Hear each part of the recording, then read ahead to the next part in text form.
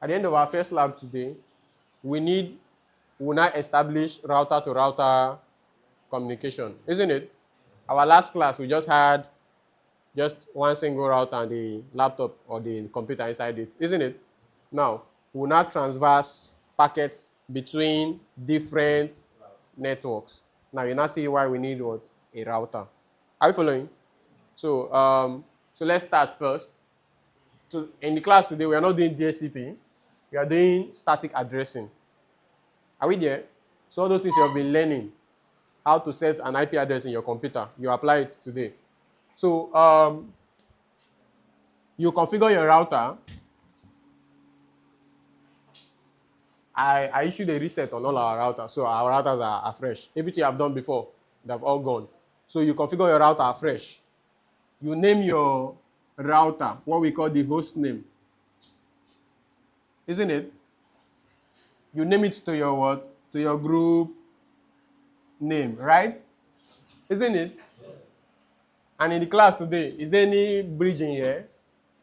Is there anywhere we are doing bridging? No, right? So we don't need bridge. Next step, you go on your router and configure the IP address.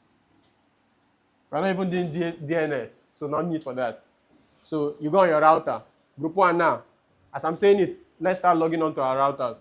Connect to your router on your, look at it very well. Look at the interface. Ether 2 is the one facing your what? The network that is facing your computer, isn't it? Ether 1 is the one facing your neighbor group, isn't it? So the IP address you are configuring, make sure as you are putting .1, you are putting it on the Ether 2 interface. As you are putting .5, that's for the people in this side, you're putting on what?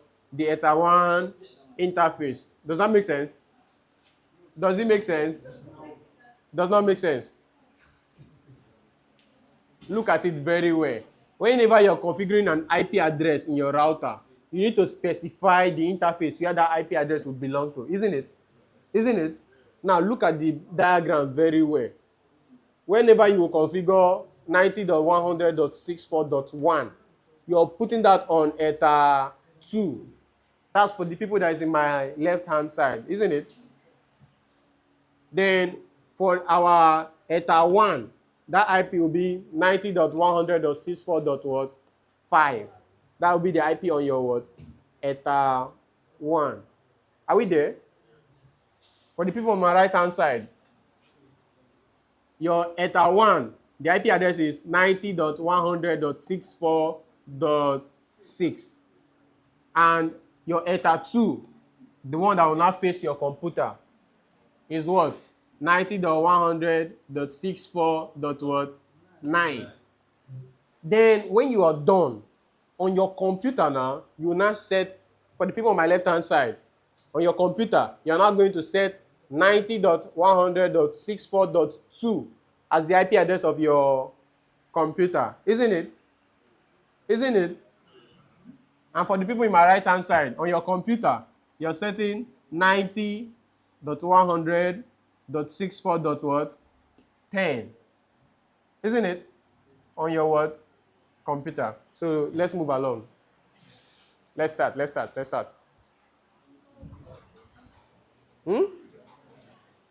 Have you connected to it? Yeah, I wanted you to make a connection. Connect. Open it up.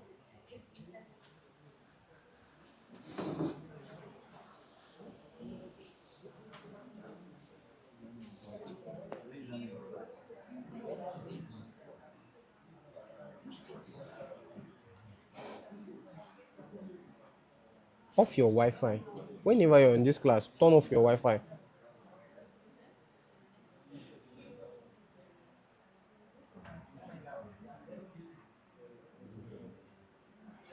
Use Mac. Use Mac.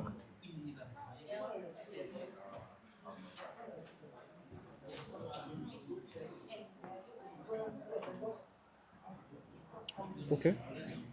So go to system. Go to system for me. System. Reset configuration. So check no default configuration. No default okay. Then do not backup. Then reset configuration. All right. So you can start. I want to see your topology. Where is your computer currently connected to? Ether what 2. So whenever you want to share your connection with them now, you're going to share Ether what? Ether 1. Hmm? I don't say anything is disturbing. No? From the topology, we are doing what's on the board. You're on the left-hand side. Your computer is in the what? Ether 2. You're using this Ether 1 to get to the next group. But that's when you're done with your configuration. Hmm? Yes. Yes, everybody in this side. We are different groups, so it's as if we are in different networks. It's isolated, even if it's duplicate, right? We are not building communication with them, so there's no way it will not be duplicate in the network. Uh-huh. You are only building communication with this person here, which you have different network IP addresses.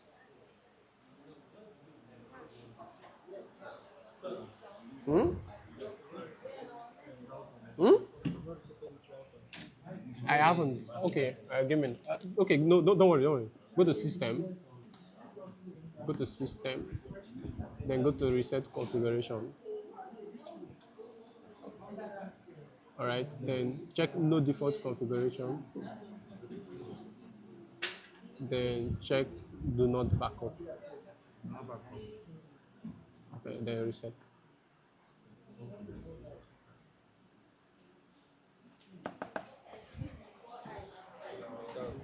Turn off your Wi-Fi. Turn off your Wi-Fi. Hmm? Turn off your Wi-Fi so that you'll not be seeing other Microtik devices. Just build only the one on your own network. Now this thing now is wrong. If your topology now you have already started wrong. You're supposed to connect your computer on what? Ether 2. Just leave it there so that whenever you want to build connection with them, you plug their cable to Ether 1. It was connected before. Turn it off. Turn it off.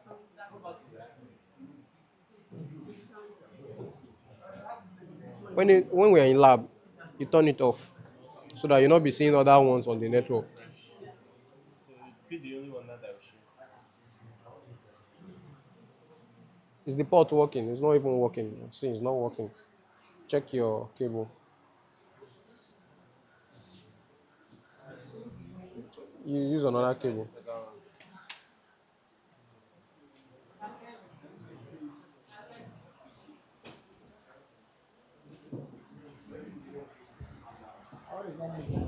Hmm? Have you reset? Hmm?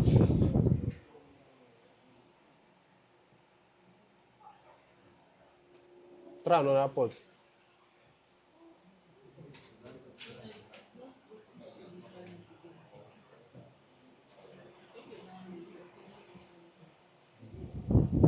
Refresh again.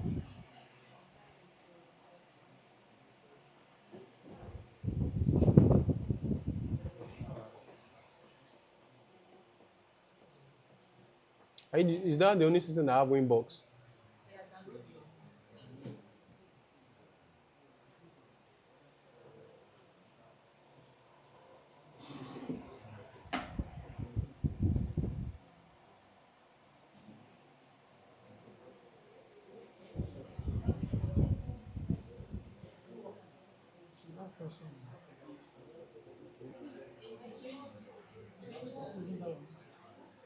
I think that is that one.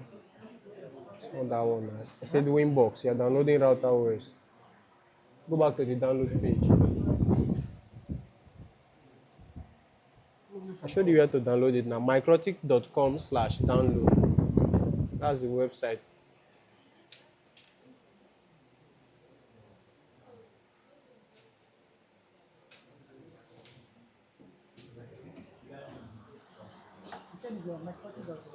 Microtic.com/download.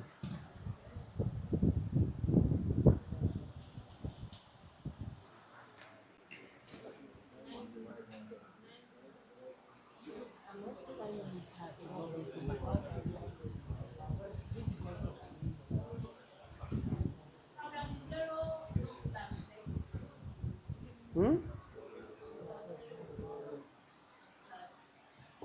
Connect it now, let me see.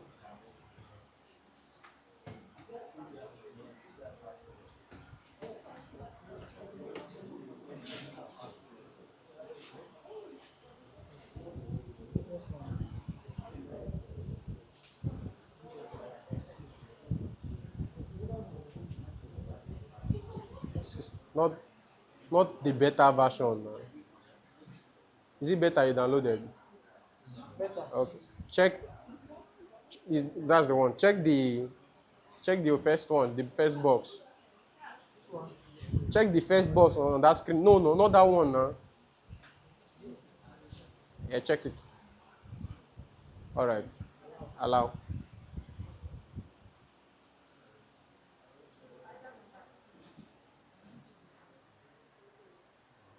Go on, neighbors.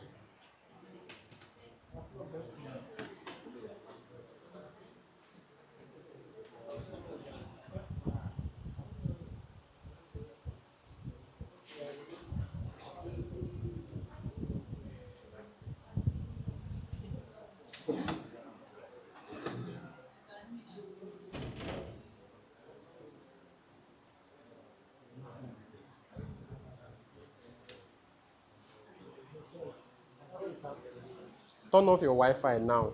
You're done downloading now. Turn off your Wi-Fi.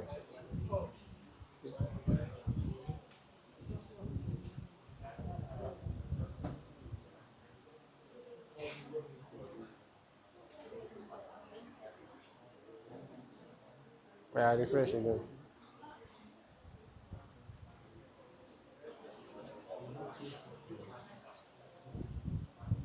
It's not there now. It's in neighbors. Go to neighbors.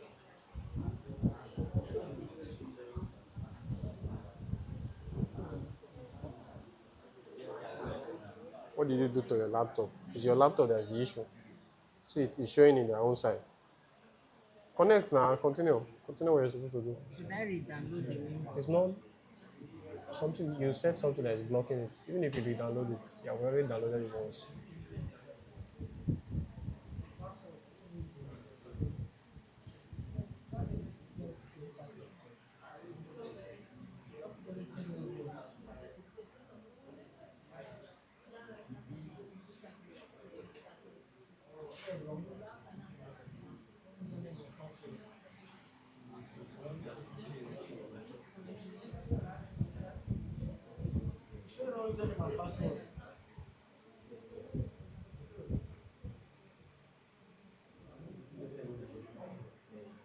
The password is on down on the bottom of the router.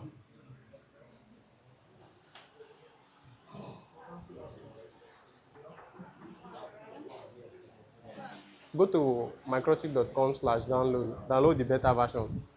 Okay, upgrade first. Upgrade first. What is it? What is not showing? Just put in the IP address. So it's not dot zero. What is on the router? On the router, it's not .1 that is there on the router. Come to the board and snap the board and use it. Use another laptop.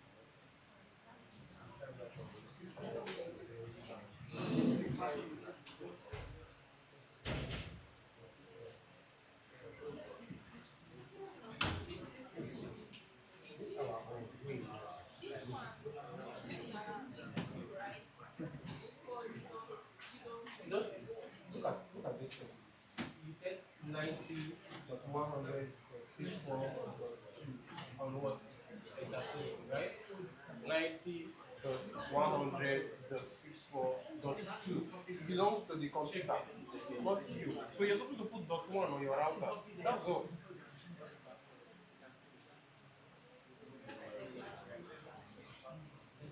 It's not clear. Sorry. You're configuring this router. You're set on the router's ETA2 interface. The ETA2 interface facing this side, isn't it? The IP address you're supposed to put there is 90.100.64.1. That's what will happen on the screen on the board here. .1, right? So that means as I'm configuring the router, the IP address I'm setting on the ETA2 interface is what? .1. When I want to configure my computer, not the router now, I'm configuring my computer now. That's when I will now set what? .2. For the ETA1, the one going out to the other group, I'm setting 90.100.64.5 on the what? ETA1. And that's all. That's just the two things we need to do. Change your router name to group 1. Set the IP address for ETA1 and what? ETA2. And you're done. It's a very simple app.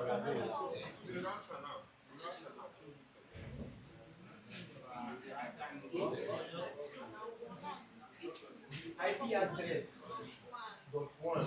Then the computer that will be connected to that interface. So now when you're configuring that computer, you now set .2 on that computer. Now do it now. Have you done ETA1? Configure ETA1, then you configure your computer. Where are you?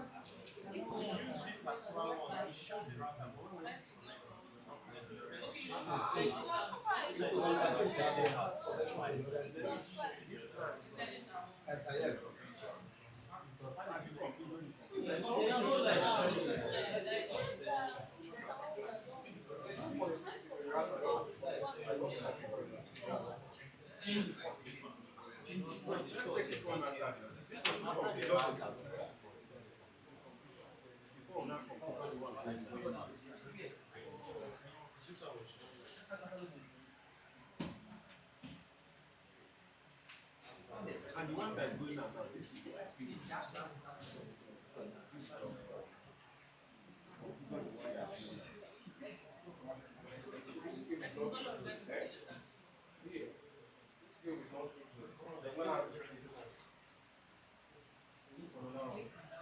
Don't shake your laptop.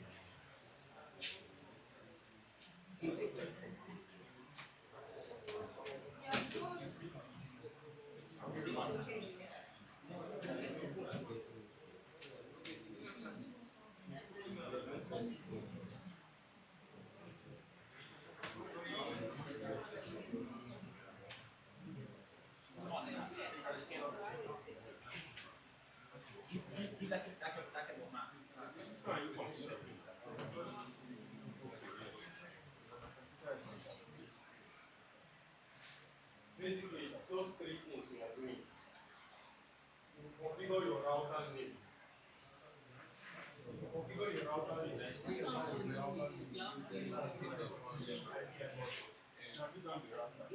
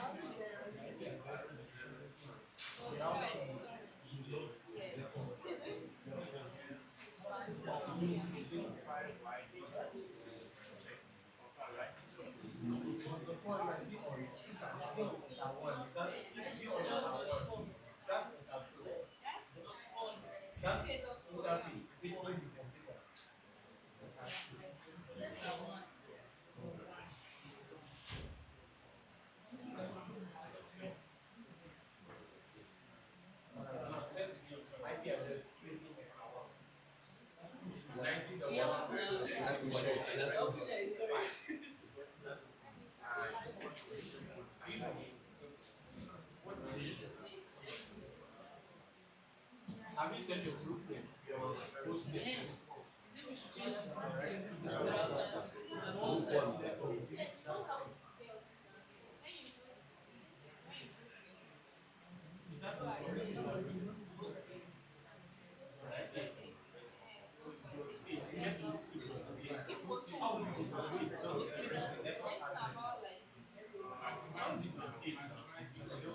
The router. That would be 9. 9 for the so what are you using? Router network, right? 6 for the interface. This is your thing. The IP address of router is from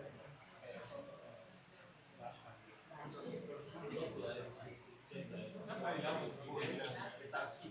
IP address.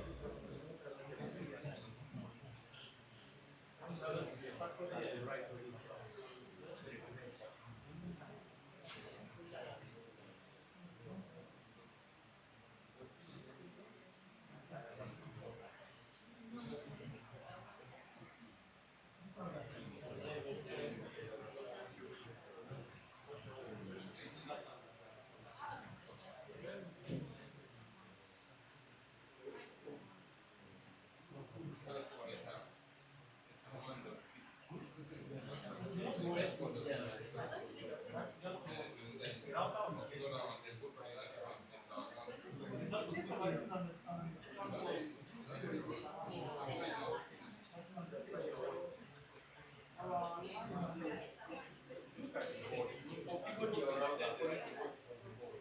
On enter 2, you're putting in port 1. That's what is on the board, isn't it? Enter 2, the one facing the computer. You're putting in port 1. So this thing now should be on enter 2, not enter 1.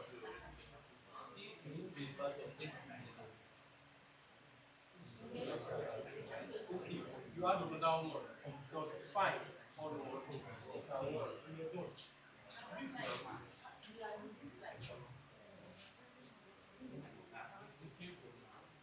Configure is now router according to what is on the board.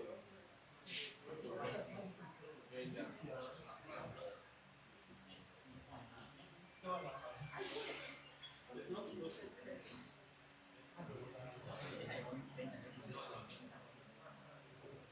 This is not the IP address now forward. Enter 1. You're done.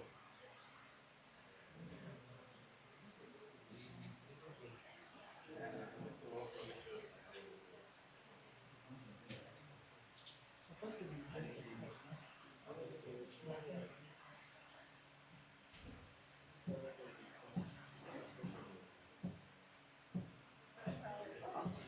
but that means to change your list categories. So we will have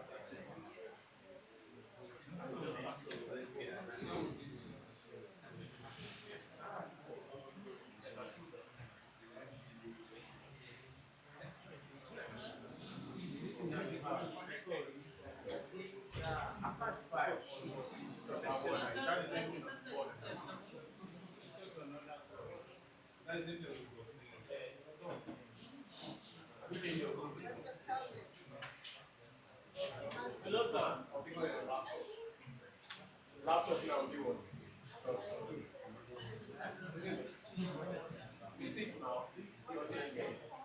laptop is what 2.2, right? So you might configure your laptop. As I want to update your laptop, you put the IP of your set that IP.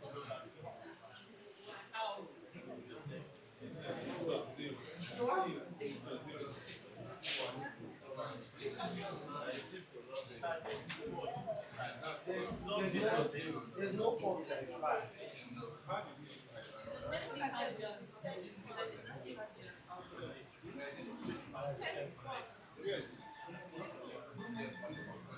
Username or password.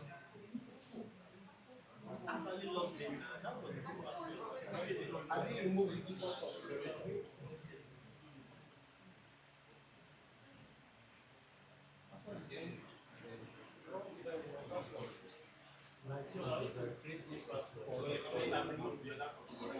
Because you removed it now.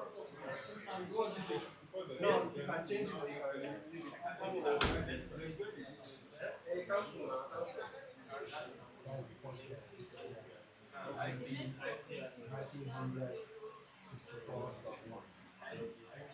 Who is done?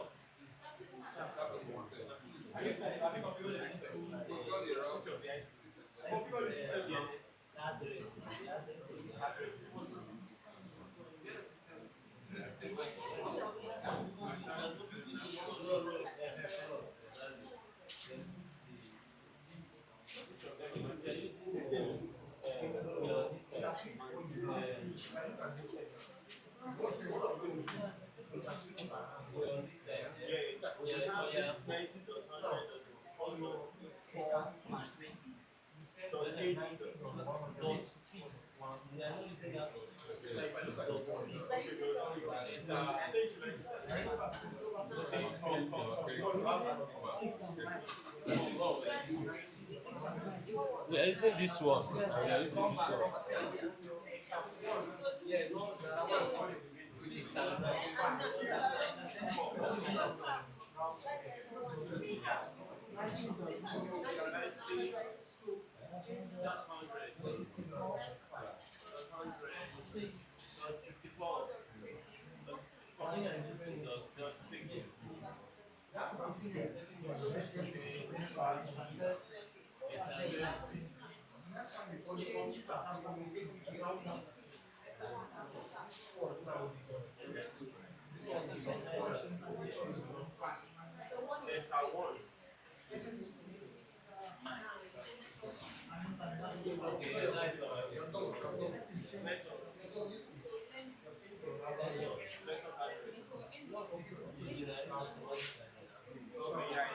So just okay.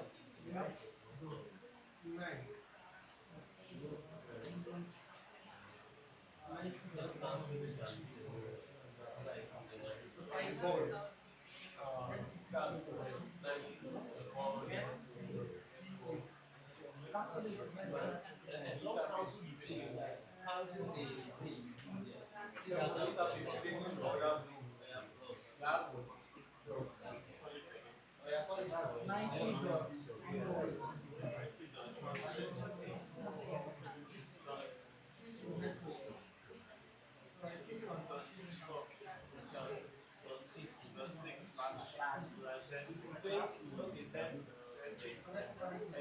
Right? Okay, apply, right? Apply.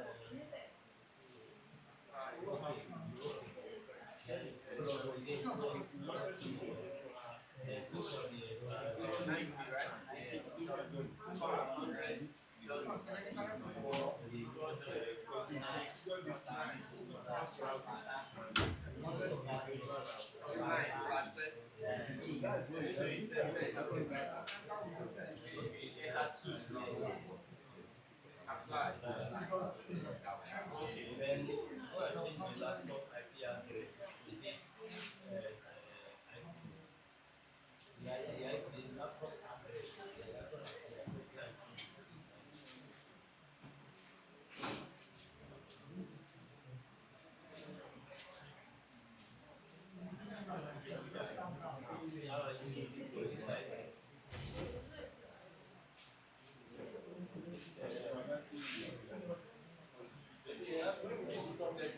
IP.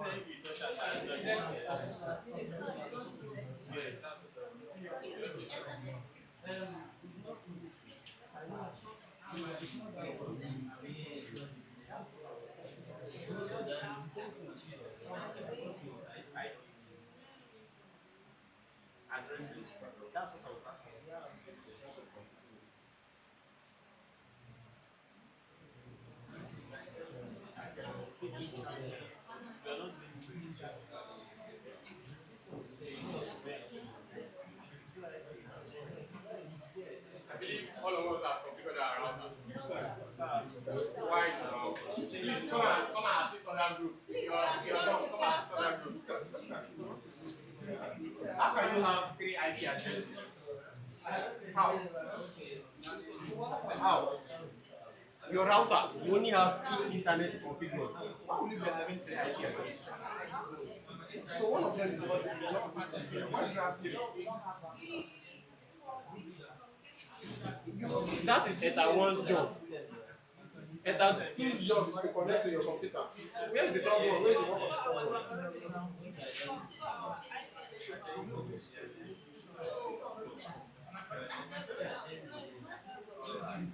64.1 is for ETA. 64.1 is for ETA 2. That's correct. 64.5 is for ETA 1. 64.5 is for ETA 1. What is 64.2 doing here? On your computer, not on the router. You're using that IP address on your computer, not on this router. What's this thing? So these are on the computer spot, not on the router.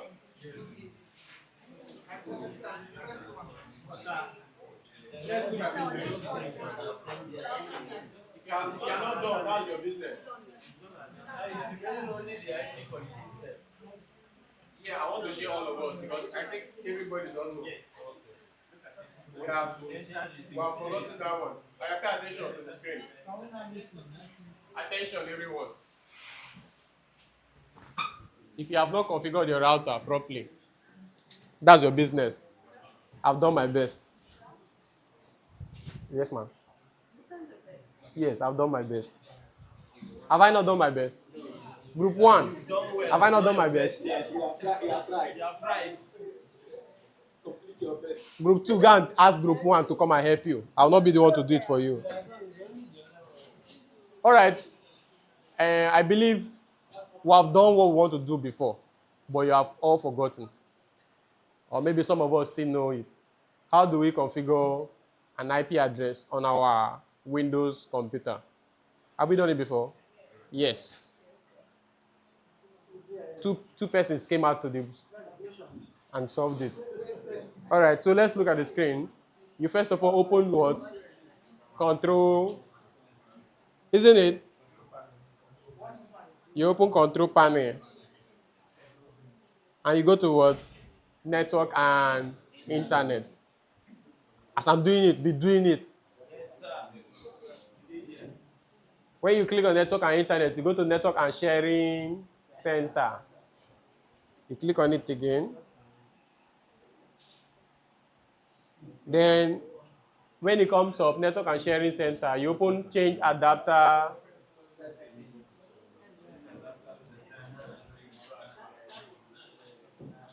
You will now see your various network adapters in your computer, isn't it? And in this case, who do you want to configure? The Ethernet interface, right? So that means I'll select on my Ethernet interface and right-click on it. Right-click on what? On it. You click now.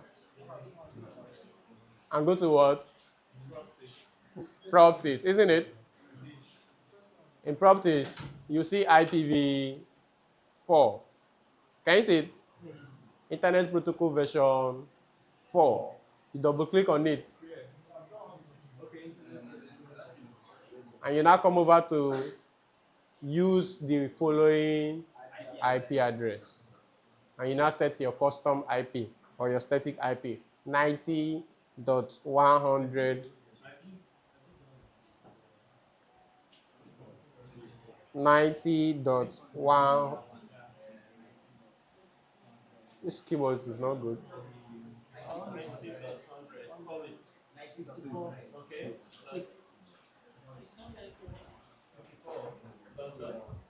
90.100.64 dot what? Dot 2 for the people in the left hand side. For the people in the right hand side, dot what? Dot 10. All right. Then you notice in your computer you can't put slash, right? You have to convert that slash to subnet mask, which you did already. 255.255.255.252. So you key it in. 255.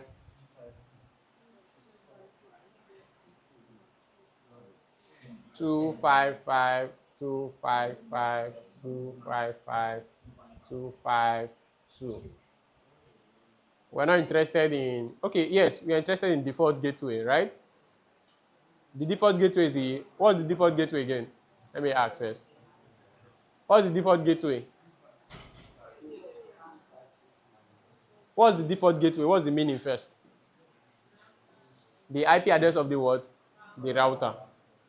Remember, you need to look at it. When do I need a default gateway in my computer? That moment when you need a packet to transverse out of your local network to another what? Network, which is the job of the router, isn't it? So because in our lab today, we want a packet to move from here over through our network to another network, right? And to another network. We need to put the IP address of whoever should do that for us, isn't it? So that's why we need to key in the default what? Gateway. So in our router now, in our computer now, in your default gateway now, you now put the IP address of the router facing that your network. So the people in the right hand side, your default gateway is what?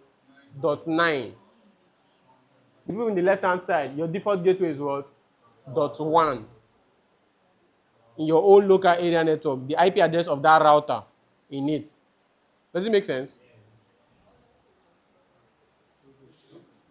Have we done it? Have we all done it? Yes. All right. Now, I want us to do the next check. We are done with configuration. Yes, we are done with configuration. Since we are done with configuration, the next step is what? Testing. Right? Yes, so, from your computer, send a message to your router. A simple message you can send is what? Ping. So from your computer, ping the IP address of your router. Open your command prompt. Open CMD. Issue a ping to the router.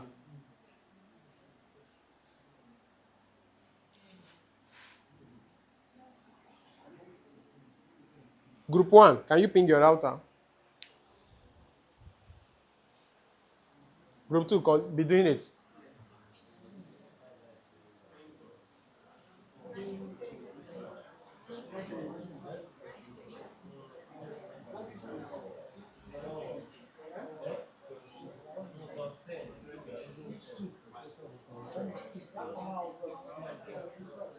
Turn off that Wi-Fi. What are you using Wi-Fi to do? See what you said. 192.168. Did you follow me? Open your command prompt, control panel.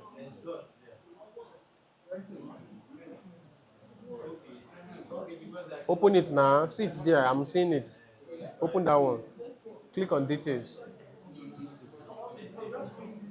What's your IP address? 88. Is that what we are doing in this class? From where? You have not set it now. If you set it, it will be here. Properties.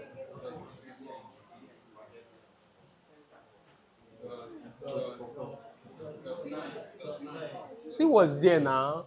190.600.64.2. Click OK again. You didn't save it. You didn't save it. It's until you click the second OK that it will save. Check it again. No, check it first. Check it. Details. Has it changed now? You didn't save it. I am paying again.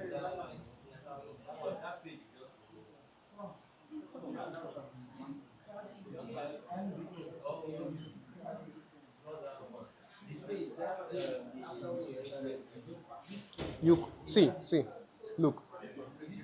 You configured. It's not working, right? You configured ETA 2 to face your computer, and you put that IP address in what? ETA 2, isn't it? Now look at your router. This cable, is it connected to ETA 2?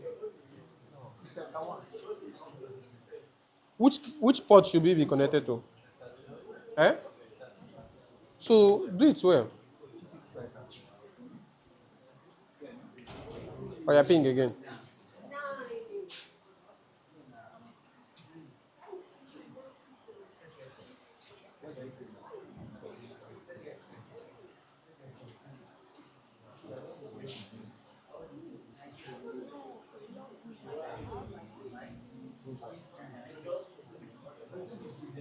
Go back to your terminal.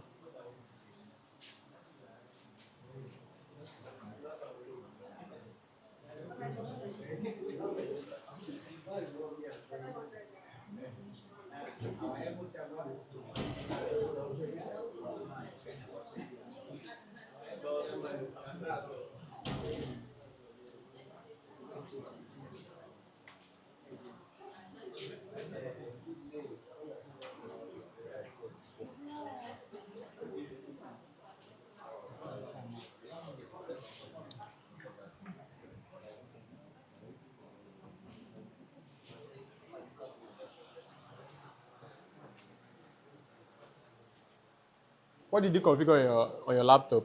Dot what? IF config. Close this in. IF config.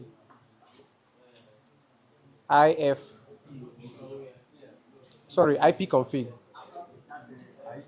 IP config. 90.100.64.2. The router's IP 90.100.64.1. All right, I ping the router again.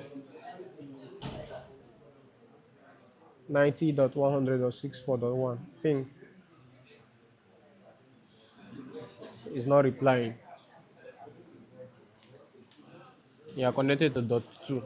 Let's look at the router and see what you configured on that interface. Why is it not replying?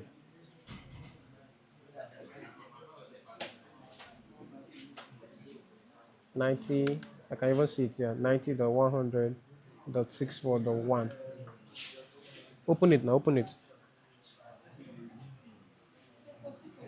Click on it first now. Cancel. Click on it first. Click on the MAC address listing first. Click on the MAC address. Connect.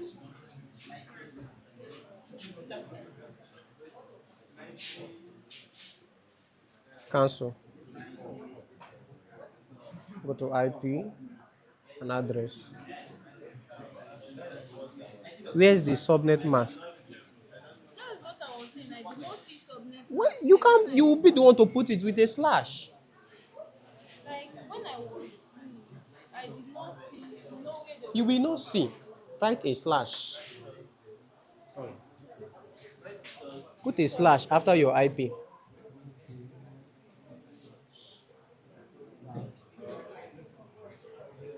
Or just click on OK. Put a slash in the other one.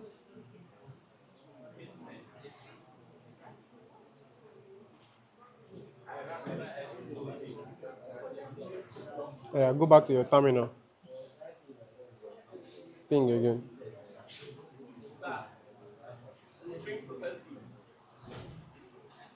Is he replying now? Is your own working? Is your own working? He replied. Is your own working?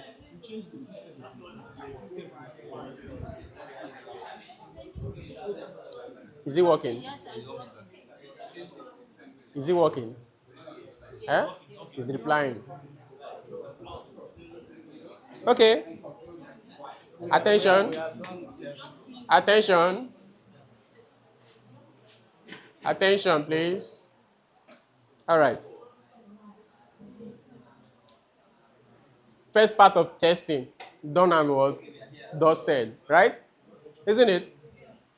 All right. Now, the next thing, we need to establish connectivity within our routers. So, I want us now to communicate. Group 1 and Group 2, make a connection. Just extend your router. Extend your router to the edge of your table.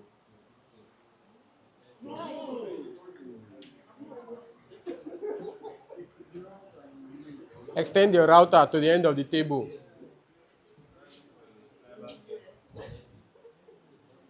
Where is the... Yeah, I know.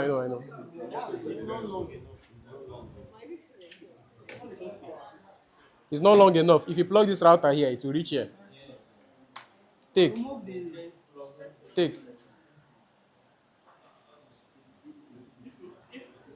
Eta what? It's not eta 2. It's eta 1. Eta 1 to eta 1.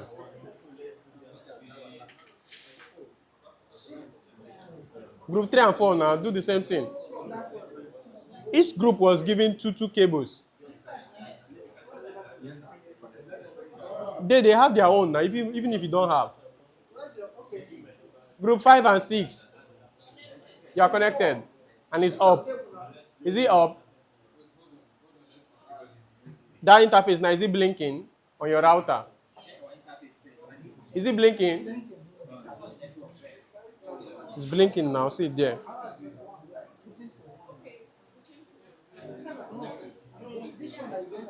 Yes, this one, yes.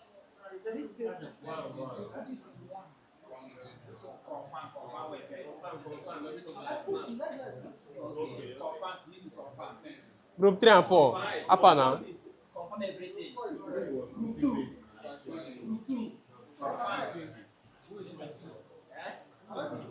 5 and 6.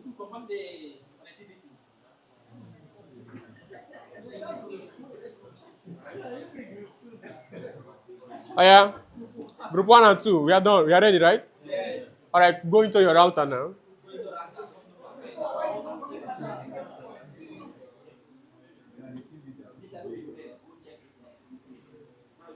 From R1, ping R2. Or from R2, ping R1. So, you are .5, isn't it? They are what? .6. So open your terminal and your router. Ping .6. Then .6, they'll ping who? .5. Oh yeah, let's get that done. .5. You are .5, isn't it? You have established connectivity.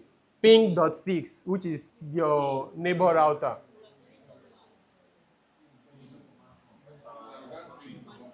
Is it from the router terminal? From the router terminal, not from your computer.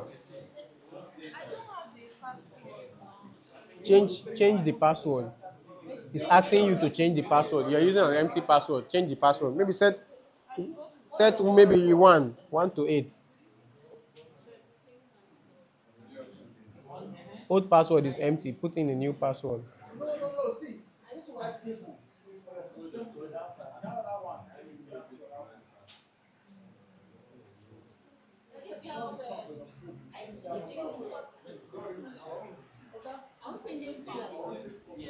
Here you're pinging .5.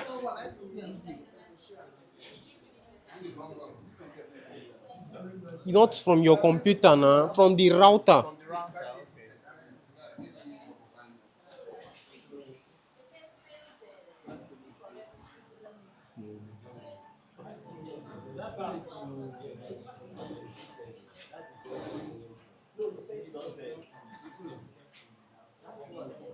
Is he replying?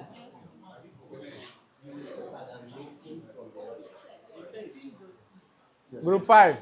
Is he working?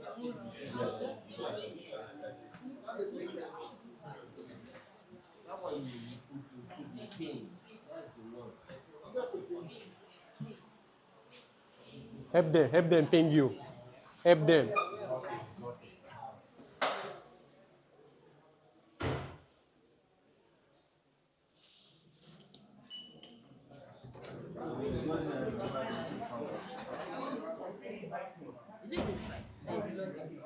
Log out. Just close this session.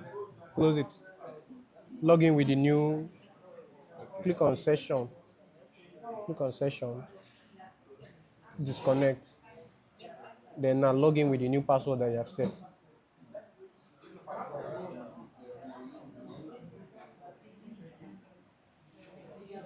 Open the terminal again.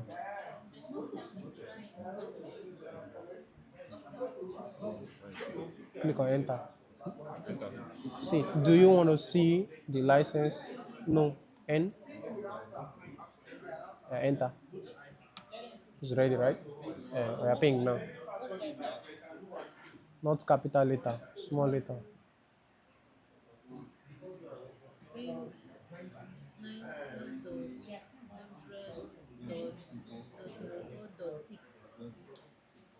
Yes, yeah, only 6. It's timing out. So you don't have connectivity. But look, we are troubleshooting. ETA 1 is blinking, right? It's blinking. So it means there's actually physical connection. So that means it has to do with our configuration. Now, your configuration, let me look at it. IP address.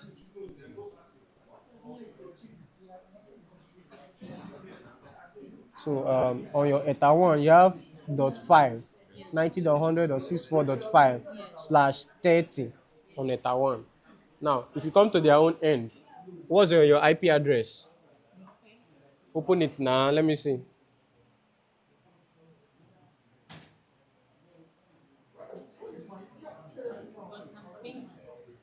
IP addresses 100.90.100.64.6 slash 30 on ETA 1, isn't it?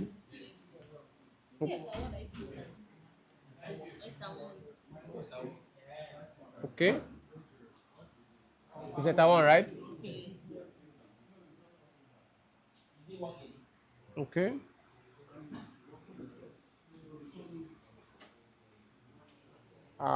The connection is also up. Okay, let's ping it again. Okay, still timing out. Okay, let's troubleshoot further. Go to IP neighbors. Let's see if we can actually see them. IP neighbors. See neighbors there. IP, click now. Neighbors. Okay, so from ETA 1, I can see group 6, right? And the IP is 90.100.64.6.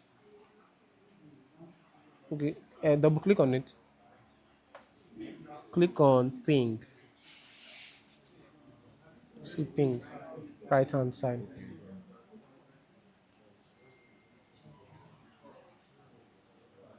Still timing out.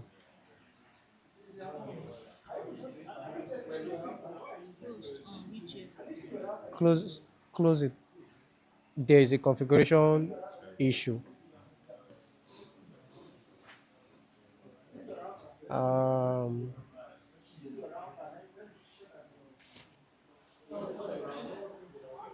dot 5 and what?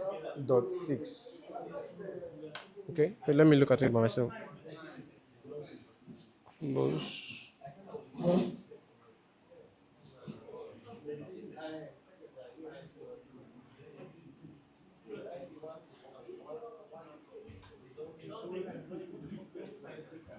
IP address. I hope you remove default configuration.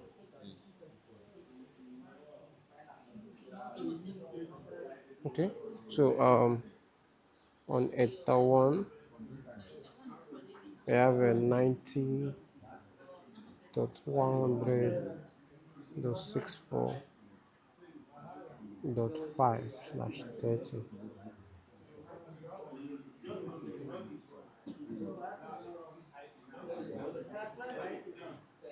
Okay, stop this, Control C.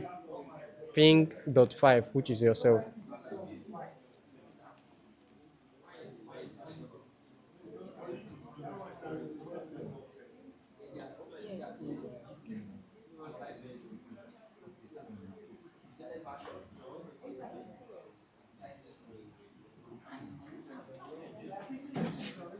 It's replying.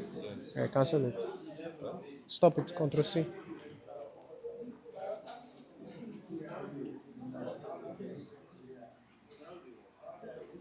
Ping dot 6 again.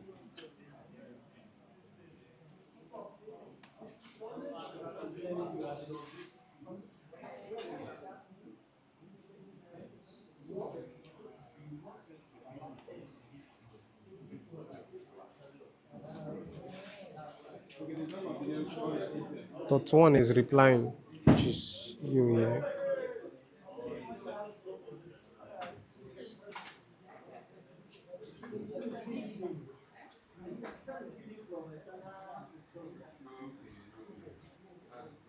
Why is it conflicting? What did you say? 90.164.0 to 90.164.3.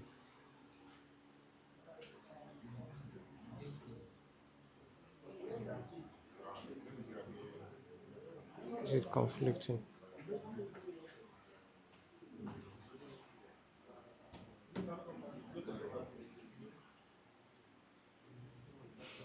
Okay. It's okay now, right? Hmm? Yes. It's pinging. You when you are setting your IP address, you you actually set that IP somehow on the first interface on ETA 2. So it was passing through ETA 2. I had to like force it, restart it. Can you ping them? Is it going through now? You did the right thing. You did the right thing, but because of what you have done before, the router needed to like reset. What are you pinging? How will you be pinging dot 2? The IP is dot 5. 90 dot.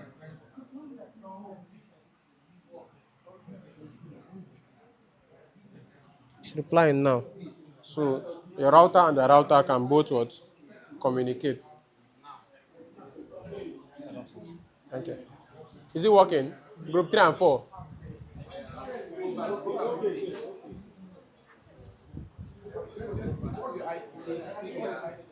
Who is connected to ETA 3? Who is this? What is this? What is this? But that's the one we're using to connect them. Is this what? Which port is this? This port at the one now. Which port is this? ETA 3. Did you configure this ETA 3? Hey, we pinged it. We went through now.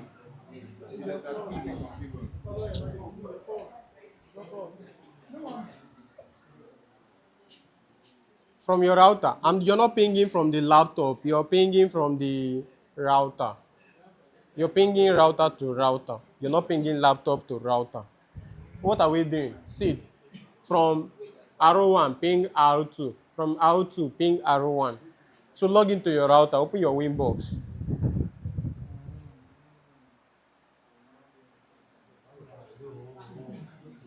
Problem.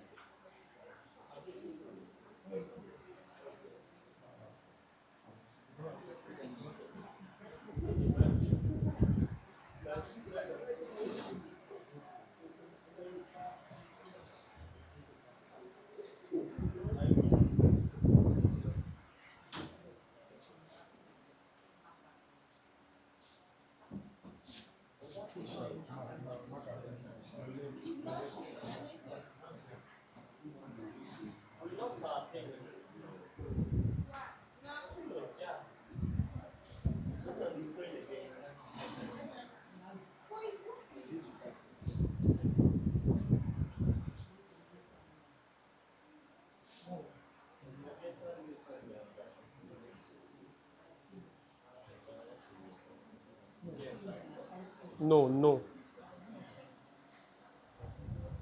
Click on end first.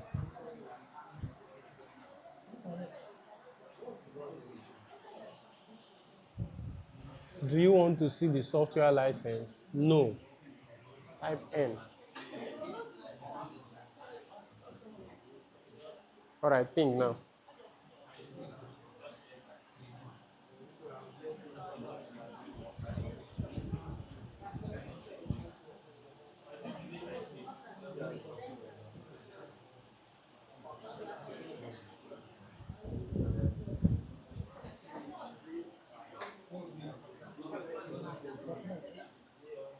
Dot 9. It's dot 6 now. You're dot 5, they are dot 6.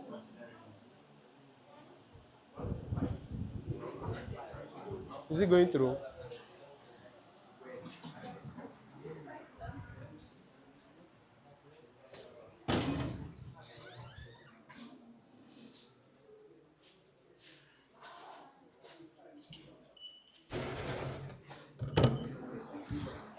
Are you attention? Let's sit down.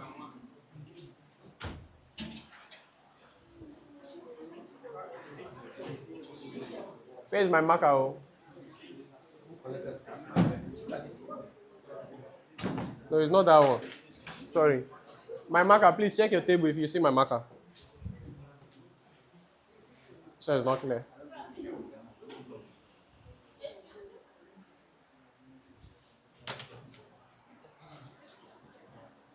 Just give to the next person. Thank you. All right. Please sit down. Let's sit down. Let's sit down. I want us, while I'm talking, I want some of us to just try this out.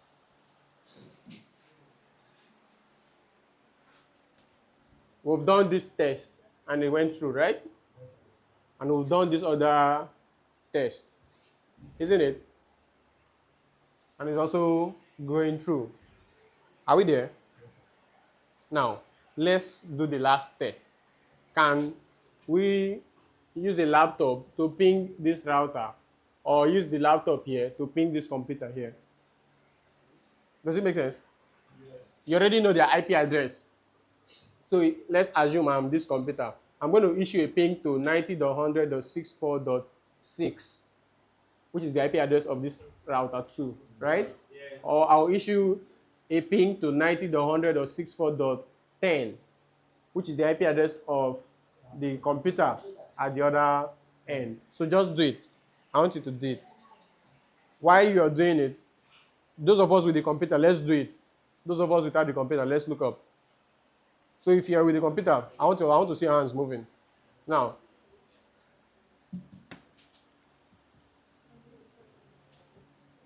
we talked about routing table, isn't it? We talked about routing table when we talked about routers, right?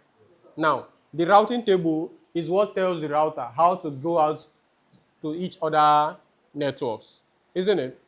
So, for instance, router 1, inside router 1's routing table now, because we have set an IP address on how to, of 90.100.64.1, right? So automatically, there will be a dynamic record that has been added to the routing table, telling the router how to reach that network. Are we there? Because router 1 also has an IP address in this other network, router 1 knows how to send packets to this network. Does it make sense? What I'm saying, does it make sense? R1 in his routing table now, he knows how to reach 90.100.64.0/30 network because it's connected to that network, isn't it? It also knows how to reach 90.100.64.4/30, isn't it? Because it's also connected to what? That network. It has direct connection. So for the reason that you have added an IP address on the router, it also populates the routing table. Are we following? Now, do you think router 1 knows how to reach 90.100.64.8 network?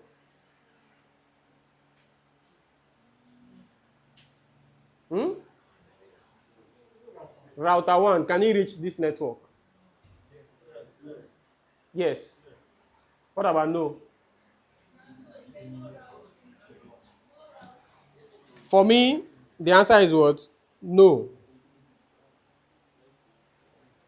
Because in router 1's routing table, it does not have direct connectivity to that network. True or false? It doesn't have. So that means there has been no dynamic record that has been added, right? So that means if router 1 should want to talk to this network, there must be a static record, right? That will use and tell the router how to reach that network, isn't it? Or we are now using the dynamic routing protocol where each router are announcing the networks inside them, where other routers will now add it dynamically.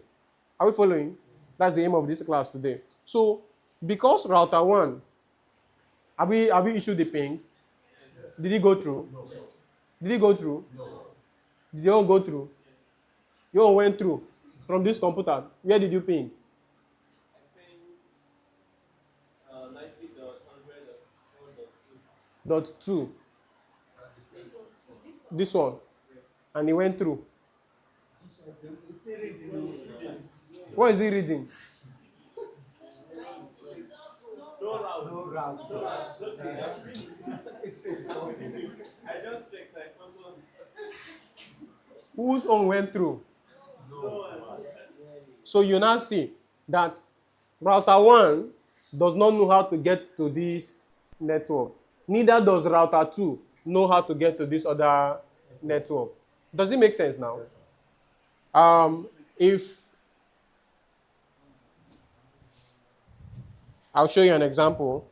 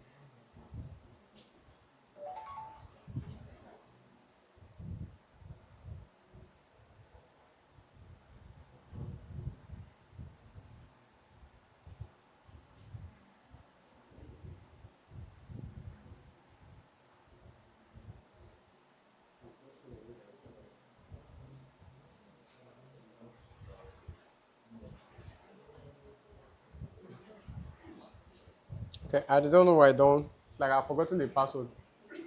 I'll reset it again. Okay.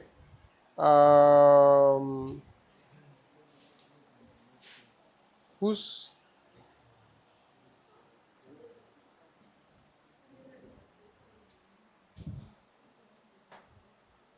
I'll need to reset that password so that we can view it. But go to IP routes. Go to IP. Then what? Route. In the IP route menu, that's where you view your router's routing table, what we call the routing table. Let me try and do. Give me 3 minutes. Let me reset this router.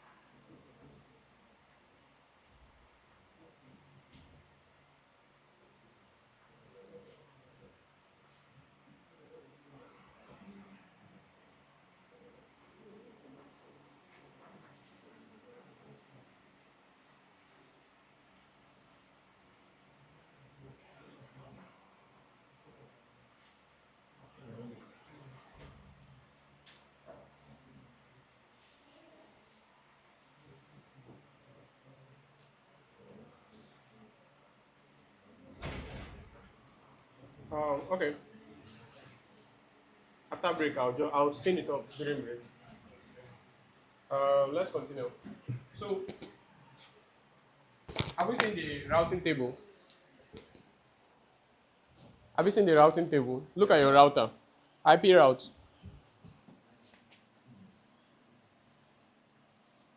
IP now. Routes. All right, that's it. That's the two routes now, isn't it? So you can see 90.100.64.4.30 via etherword 1, right? Can we see it? Are you seeing it in your group 3? You're seeing the two routes. Group 4, group 5, group 6, group 6, group 6.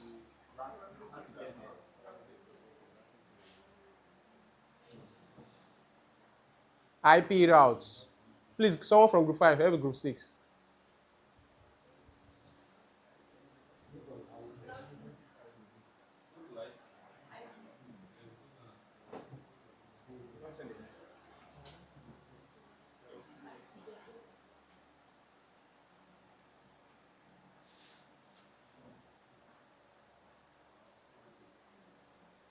Group 6. Have you seen it? So like I said, because we have added an IP address, there is a dynamic record, right? That would be added, isn't it?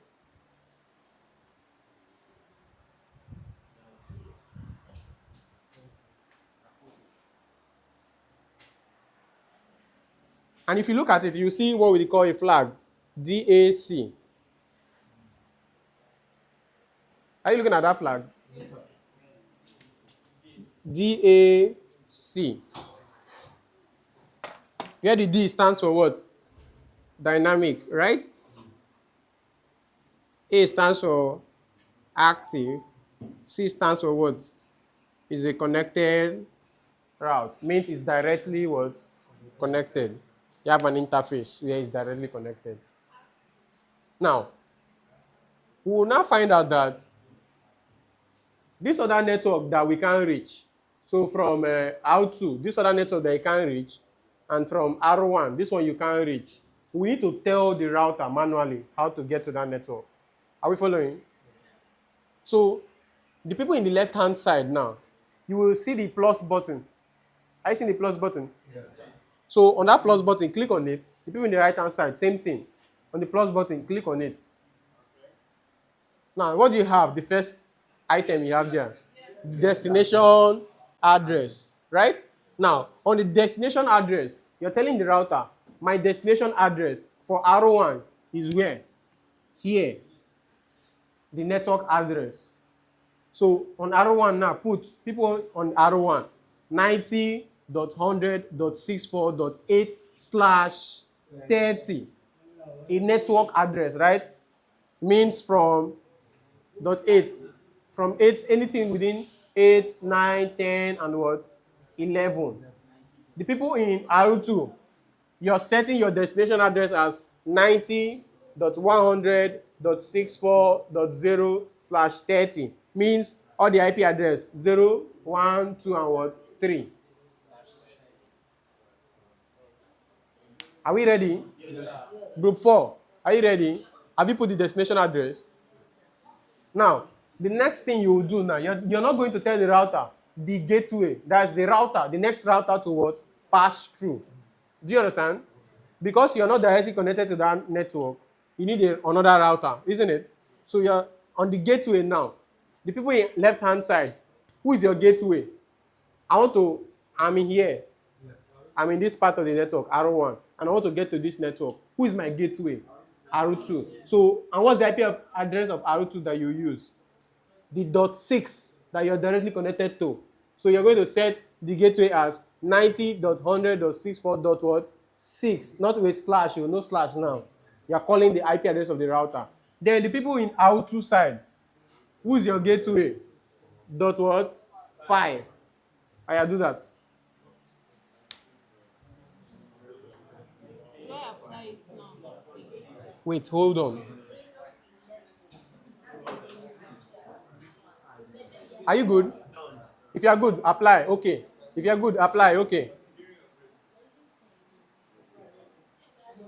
You are good now? All right. Group 5. Group 5 and 6. Have you done the same thing? Okay.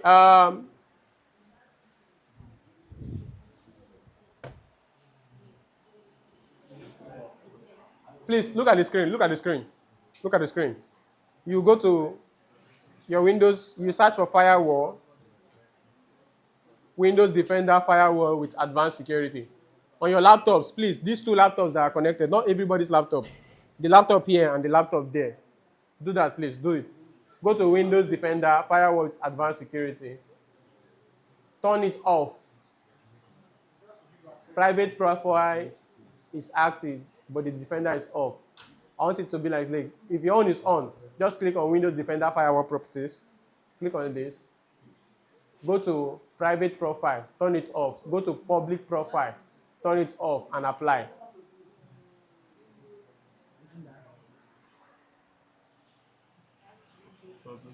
Apply. Then go to Public. Go to Public. Which one do you do for now? No, you did for domain. See, private profile. Have you turned it off? Yes. The both of them Yes. for private and for public. All right. Have you done it? Have we done it? Let's do it. Let's do it. Let's do it. We are doing it because by default your computer does not allow someone else to ping it. Do you understand? Yes. But you can ping. So we are just deactivating so that we can ping each other. Are we understanding? After when we are done, we'll turn it back on. All right. So now, I want us now, first of all, we'll start from the router. We'll start from the router first. From arrow 1, right? The people in arrow 1. From arrow 1, go to your terminal and ping the IP address of that computer on the other end. So from your terminal now, you're pinging 90.100.64.10. Then from arrow 2, you're pinging the computer on the other end. So you're pinging 90.100.64.2.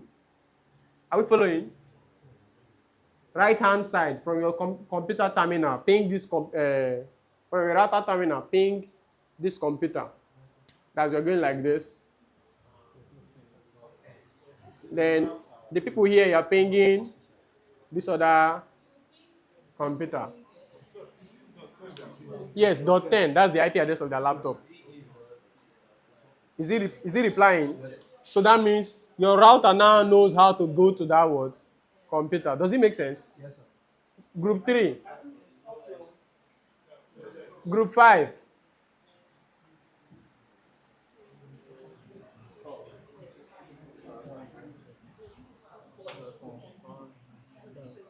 .2. Enter. Is what? It's timing out. Ask them. They know what's up. They have not deactivated their firewall. Oh yeah, deactivate fast. They were able to ping your own computer. Because I have deactivated. But you can't ping their own. Deactivate firewall, please. Group 5. Did it work? Group 6. Did it work? Group 4. Did it work? Okay, group 3, you have pinged your own. All right. That's .10 now. .10. Then they will ping you. .2. Deactivate your firewall.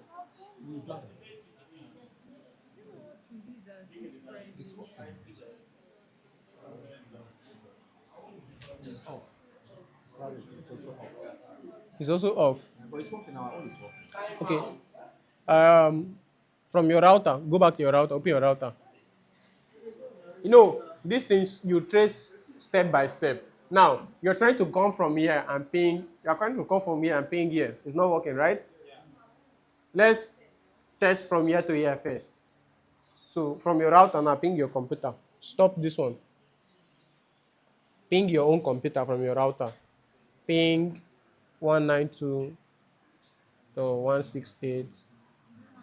Sorry, 10 on 90.100.64.2. 64.2.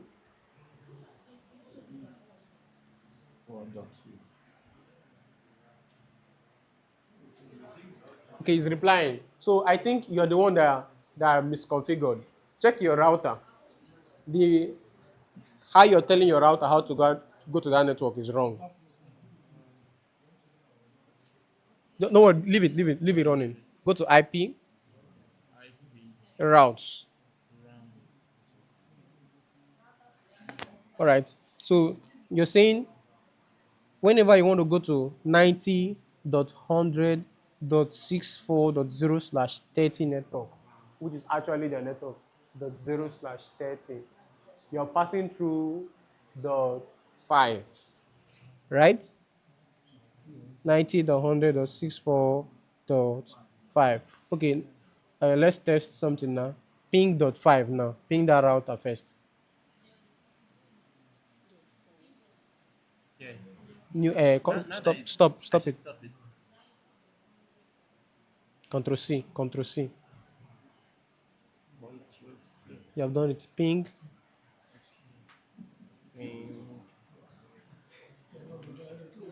Group 3 and 4. Your own is working, right? Two-way. All right. If your own is working, if your group is working, now let's do the final test.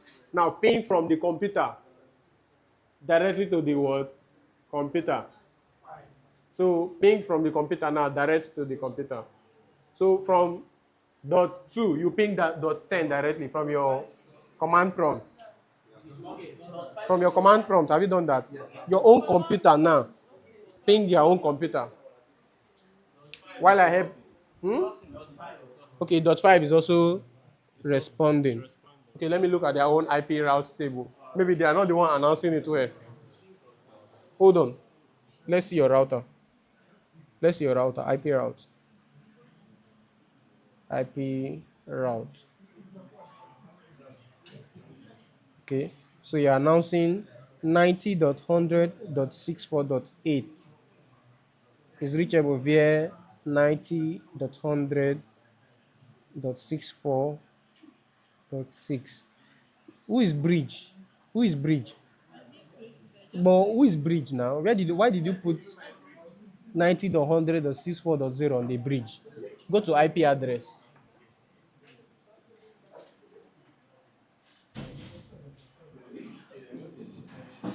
Go to bridge. You did not remove the default configuration. See, there's a default configuration there. Remove it.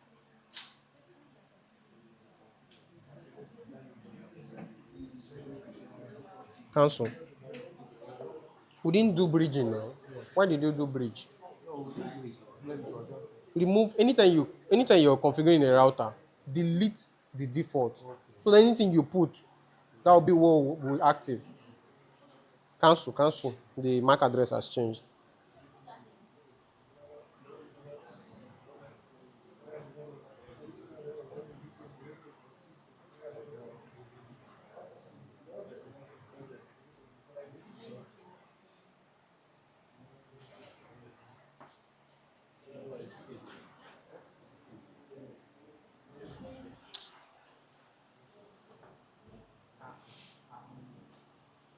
You have to start afresh, because that's not the only thing. There are other default configurations that even block neighborship.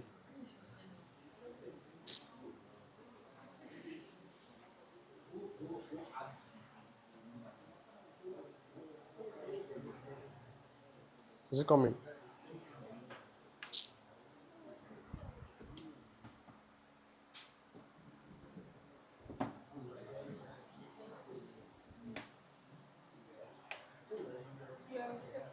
You have to start afresh now. There are other default configuration now that is blocking it. You can't access the router again. Or since you can reach the router via the IP address, just put the IP here. Put 90.100.64.1. 90.100.64.1. There you go. Connect. Put the new password.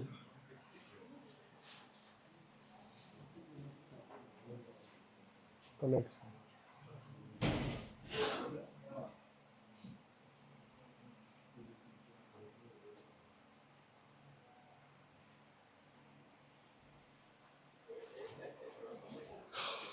Wait, let me help you from here.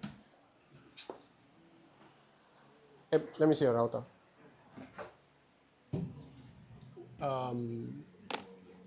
IP neighbors. You can't even see them again. I've not reset it yet.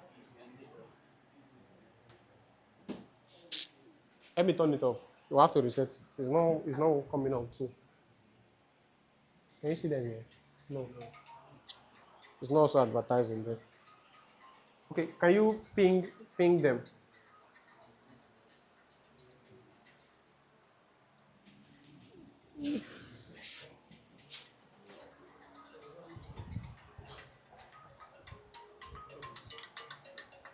So we have 5 minutes to our break.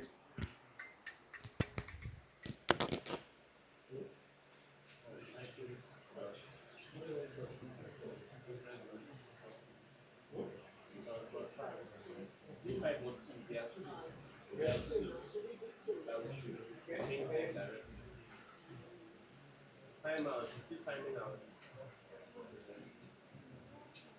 They come with it. You never get arranged. Why would you come in and it's timing out?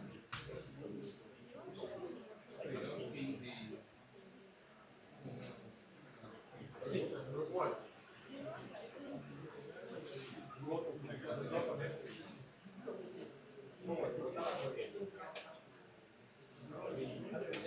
Make sure you move people out.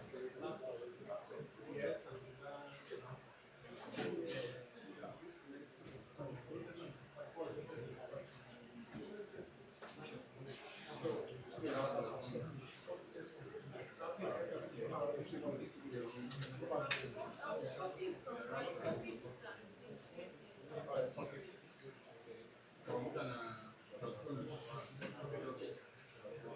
Has anybody's packet gone through from computer to computer? Group 4, yours has gone from computer to computer. 5 and 6. Huh?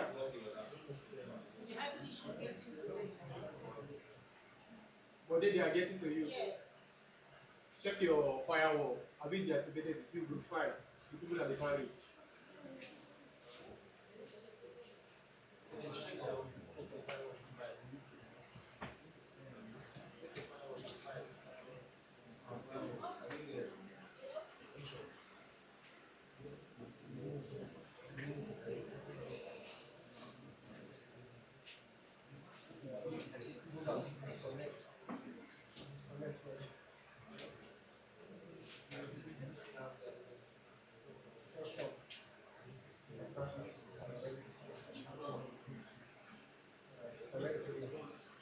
Now, the password is blank. Password is blank. You need the password.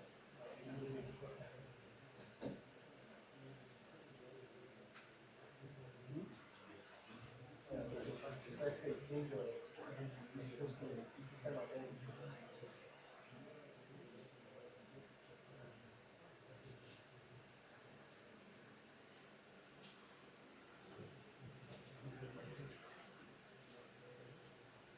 Next page, set your IP address, right? So go to IP address on at 1 or setting 90 to 100 and 605. Close. 90 to 100 and 605 slash 30.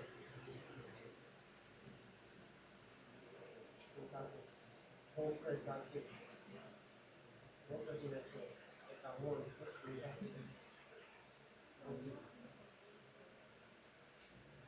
Okay. Add it there. Or you get out 2. 91. 90 to 100 and 605.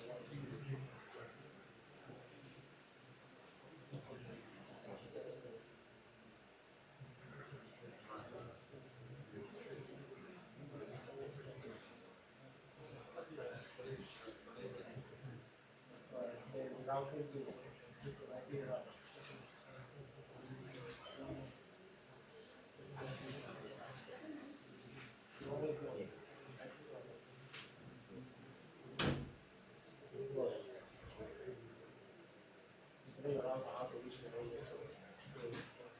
Try to reach 90 to 100 or 6.8 slash 10.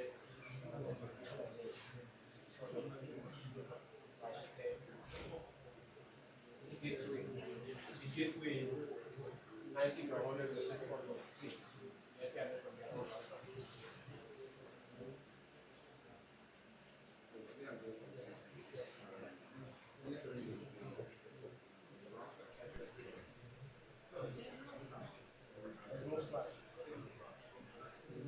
All right, please, group 2, can you ping them again? From your new terminal.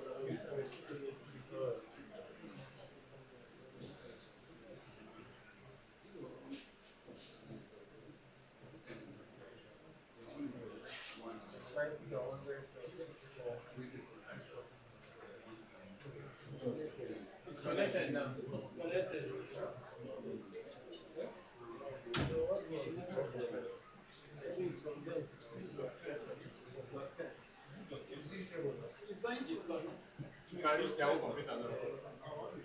This dot two now. You're thinking was 10. So now make the computer for you. Alright, you're going to break. When we come back, when we come back. Okay. You doing not papaya or? We're coming back by 1 a.m. So 1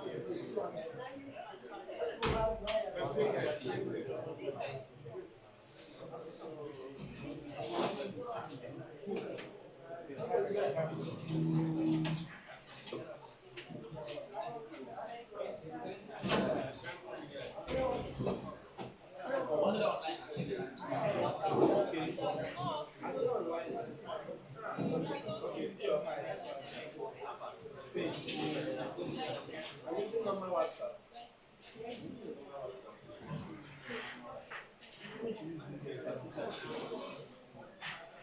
It's just a no be fine.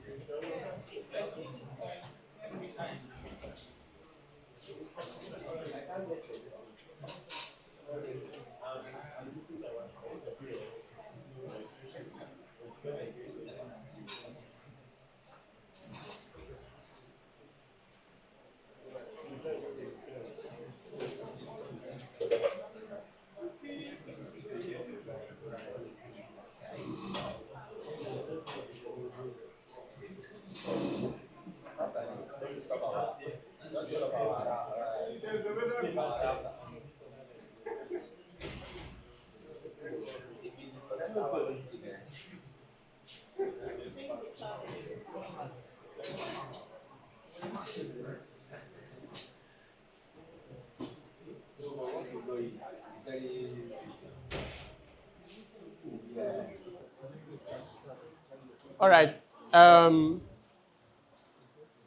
Today, I believe what we have done, we all understand it. Right? This is the simplest form of what we call what? Routing. We've done switching, isn't it? We've done switching, where we bridged two or more interfaces, right? Yes. Right? Yes. Now we have done what? Routing.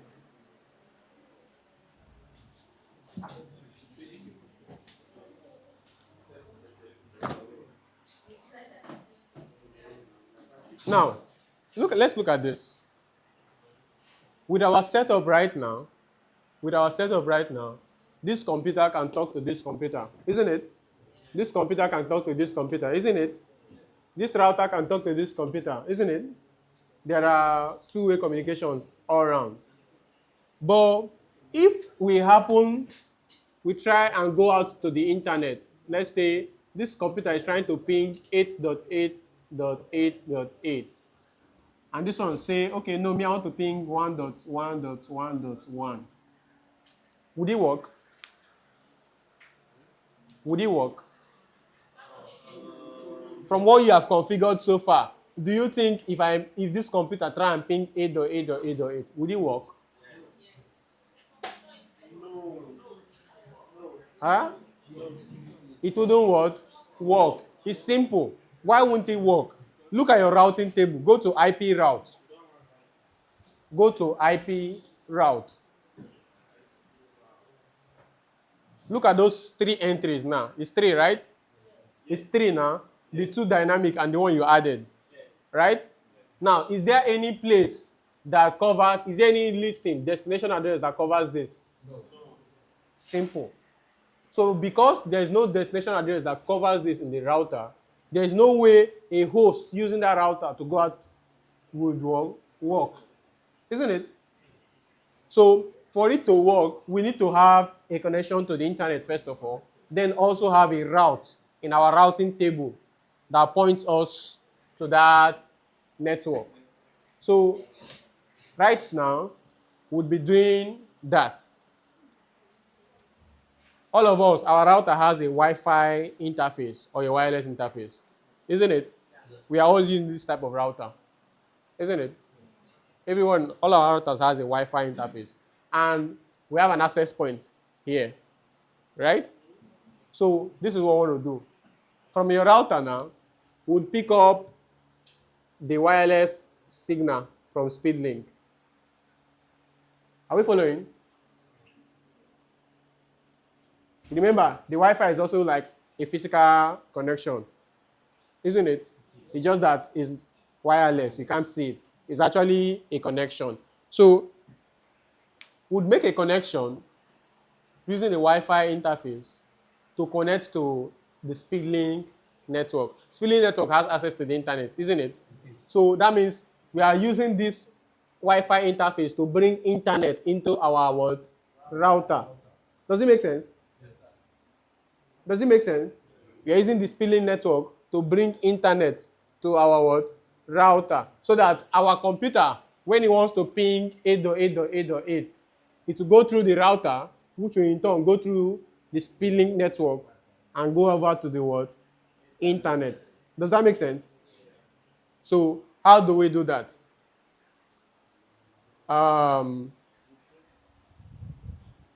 Since we are recording the class, for us to show it in our recording, group 2, you use your computer. You have HDMI port, right? Check. HDMI, no. DP. Your own is display port. Yeah. No HDMI, none of them. All right. DP and Okay, so so what you do, group 2, come and use this. But this computer is the keyboard is bad.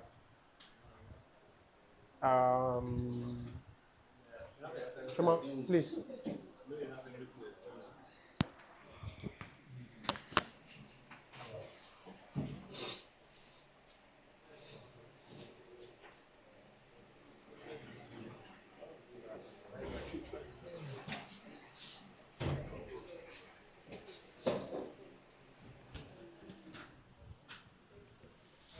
Okay, so let them get my computer, then we'll use it for group 2 and share the screen from that side. So this is what we are doing. In our Wi-Fi class, when we talked about Wi-Fi, we said it can either be a client or the access point, isn't it? The access point, the central hub, or it can be the Wi-Fi client that is connecting, isn't it? Aha. Now, in Microtik, we call it station or AP. AP simply means access point. Station means what? The client that is what? Connecting. Now, because we have an access point which we are trying to make connection to, that means on our router, who are we now? We are the what? Clients, which in Microtik is called what? Station. So you're going to configure your Wi-Fi interface to be in the mode of what? Station. Does it make sense? Just listening. You're in the mood of what? Station. That means you're going to connect to what? Another access point.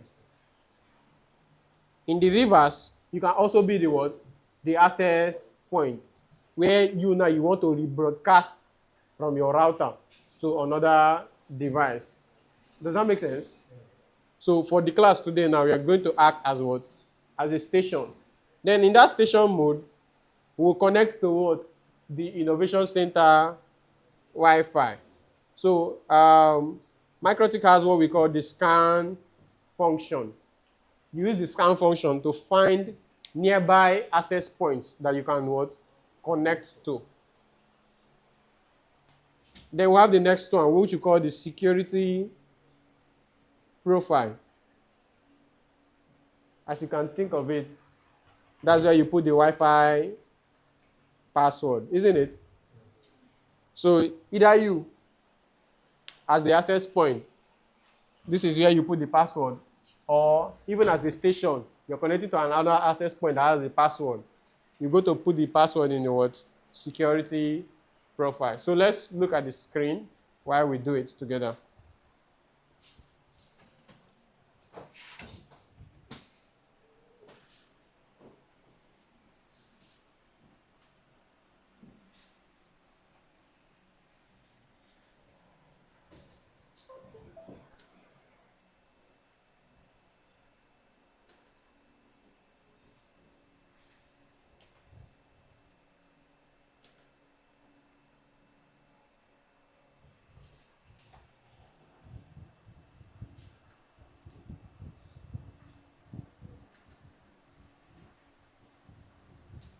Okay, so give me the LAN that is going to your computer before. So please just look at the screen. Sorry that we are using your own.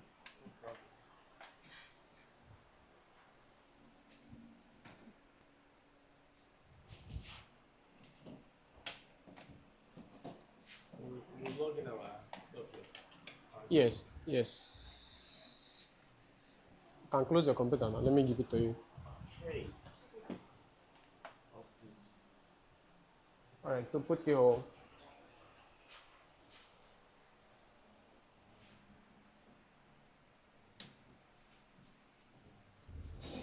all right, refresh.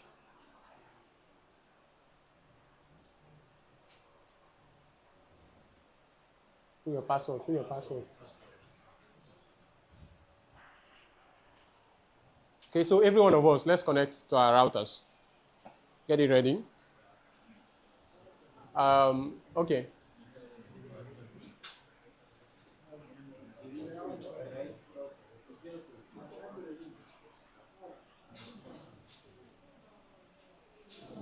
Okay, remember, you need to configure my computer also to be on the same network. You need to change the IP address of the computer. Okay. Control panel. But your password is wrong. The password you're typing is actually wrong. But just go to control panel first. Sit up, sit up. Control panel.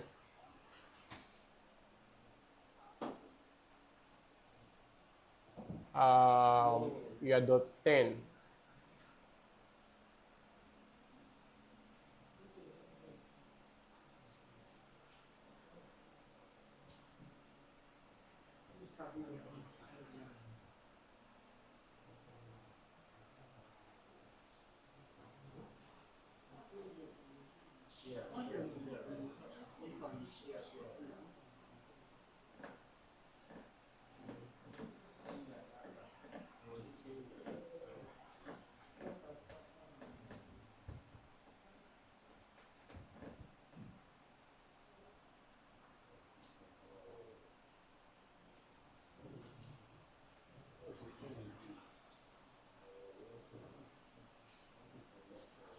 Why are you minimizing now?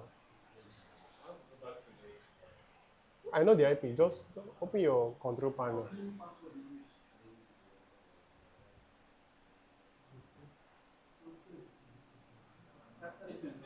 Double click on it now. Double click on it. Properties.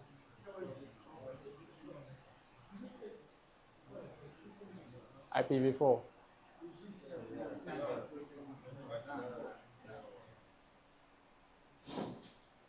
Use the following.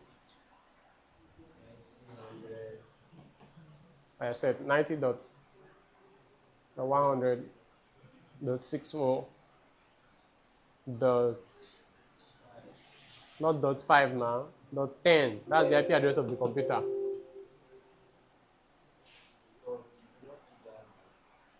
Dot 64. Okay,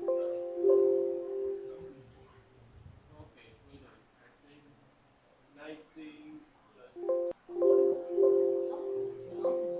Don't is there. Just You press it, you actually press it to go to the next place. 90 90 dot 100 64 10. tab, press tab.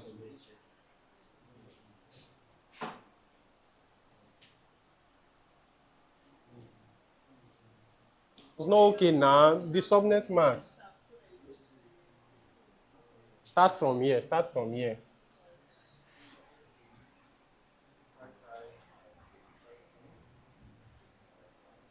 Two five two. What's the gateway?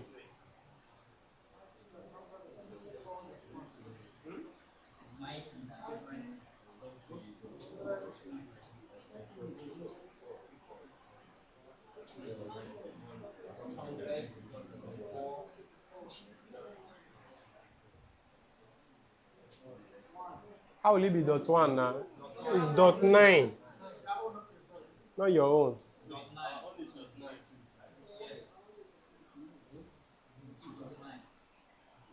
Okay.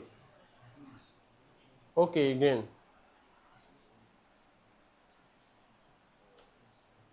All right, click yes. Okay, firewall. Windows Defender. That's it there. Open.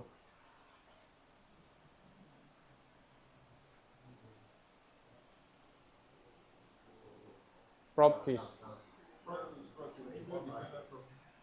Windows Defender firewall properties. Go to private profile. Firewall state. Off. Public profile. Off. Apply. All right. Okay. Go back to the router. Get connection to the router. Every one of us, let's get connected. Get connected to your router. Are you ready? Group 2. Group 3. Are you ready? 4. Are you ready? 5. 5. 6. All right.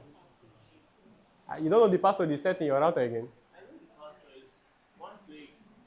Okay, 1 to 8. Use the number pad. Use the number pad. Okay.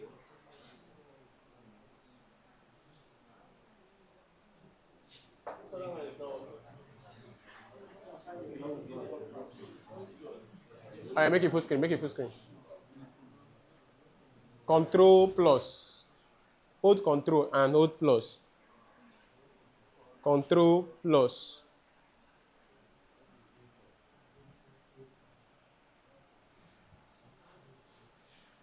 Come here, settings. Come to settings. Settings.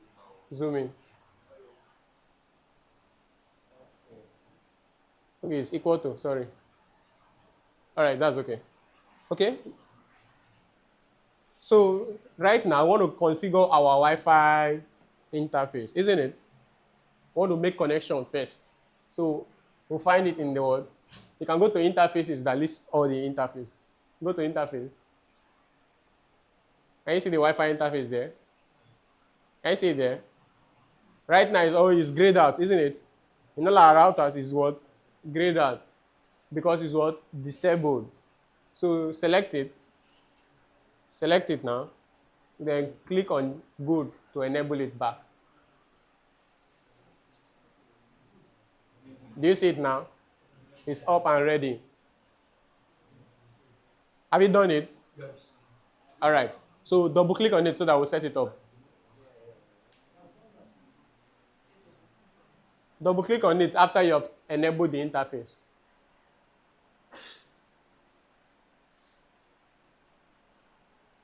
Okay? So head over to configuration.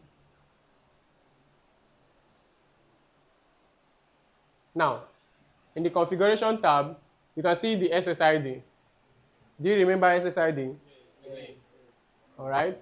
Go over to security. How you should do inside you? Do you see passphrase? Passphrase. That's where we set the what? The password in case the Wi-Fi is locked. We'll do it. But for this time, the Wi-Fi is open, I think.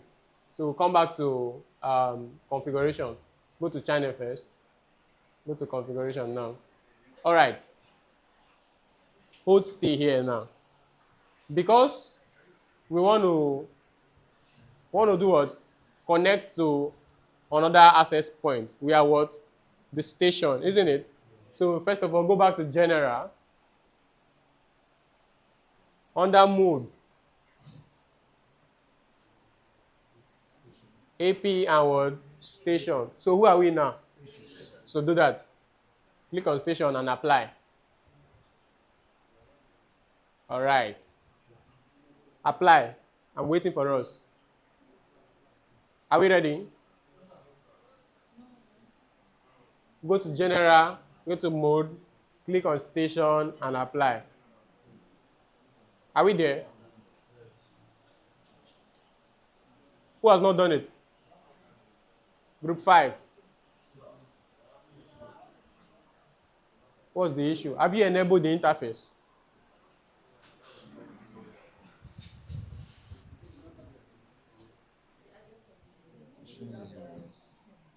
configuration is not showing on the top side. Cancel. Close this one. Double click again. So it's empty. Click advanced mode.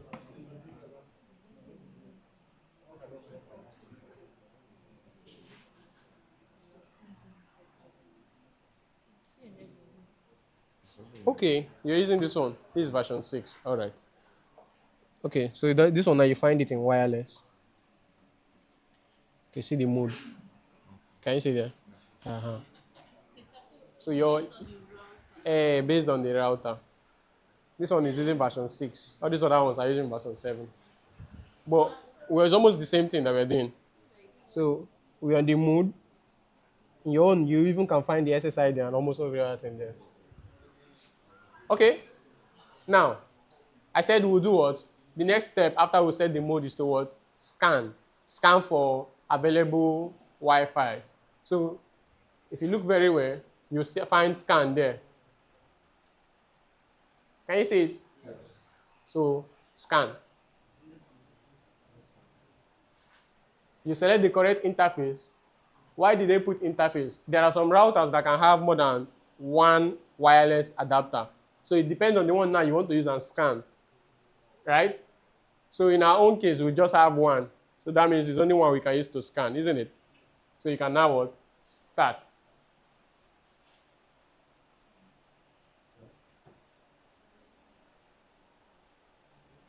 All right.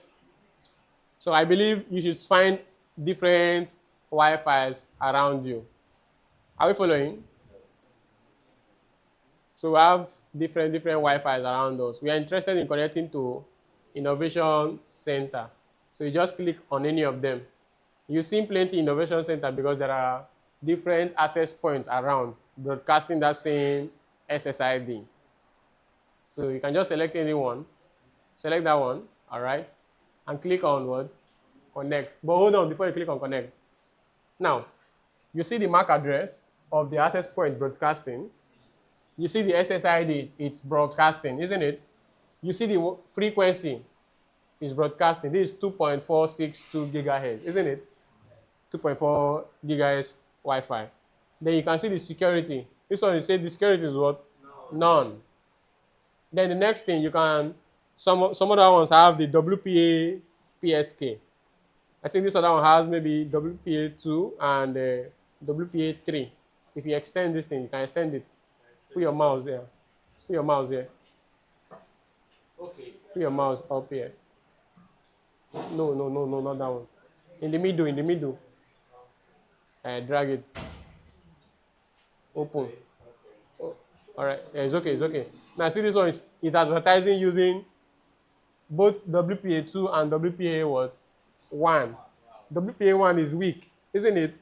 Yes. So cyber experts can hack it and find the what? The password. So it's weak.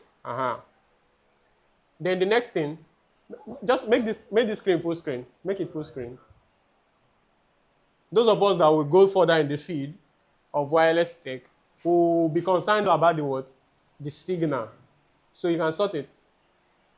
Sort it. Just click on it. Click on it once. It will sort. So the lower the what? The better, isn't it? The lower the better. You can go up. Scroll up.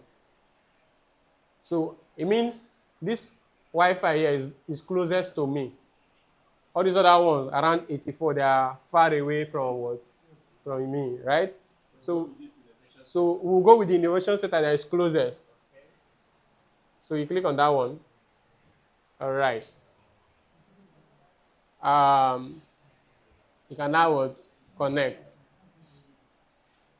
For example, those of us that when we used to fix radio on the mast, right? As you point the radio to a side where the signal is not coming from, the signal will be what? Weak, right? You will now be aligning the radio till you get the lowest what? Value. As you get the lowest value, we'll now lock the radio at that position so that radio will maintain that signal quality. So those are the things you look at. Now, can we see the running flag? Before it was not running. It was only showing master. Right? But now is what? The interface is what? Running. Meaning it has what? Connected. If you still want to get more information, so you can still go down, scroll, click now. Click first. Click on it. Click on the last one. Click again. Okay, I'm walking. Or you can click on these three dots. We are looking for the status menu. So now you can see. Your own is not running. You have not connected. If it's not running, you have not connected. So you can see we are connected to this access point with this what? Channel 2.437. And we're authorized, meaning it has allowed us to what? Connect. So either is using a no password or is using a password, but we are putting the correct password.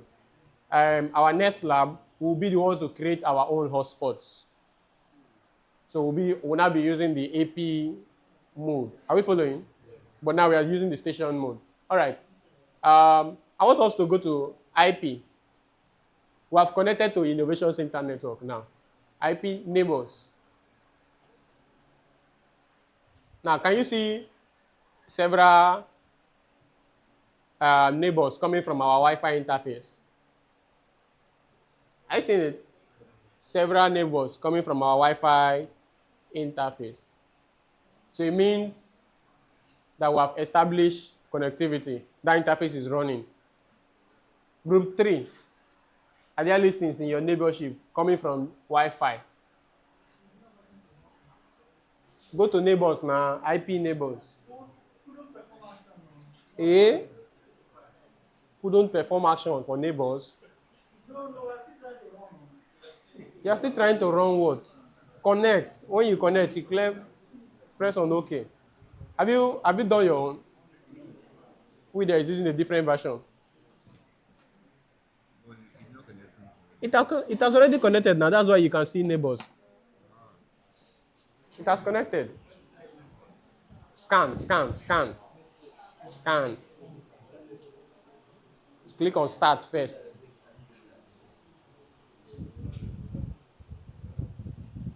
Then select the access point you want to connect to. Then connect. Apply. Okay. Is it running now? Is it running now? Eh? No, it's not. Excuse.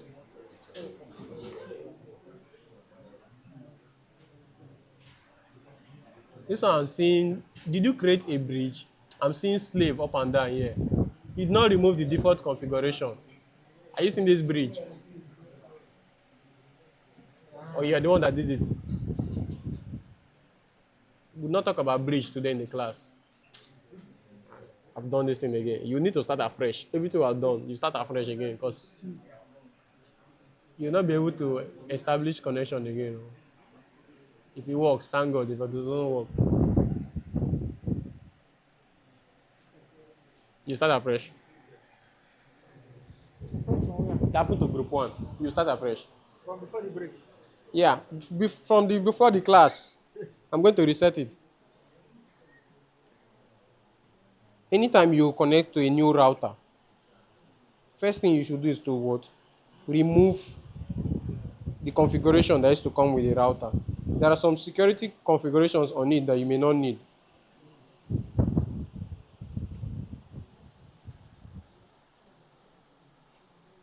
Those security configurations now are the ones now, as I've removed that bridge, do not let us connect again.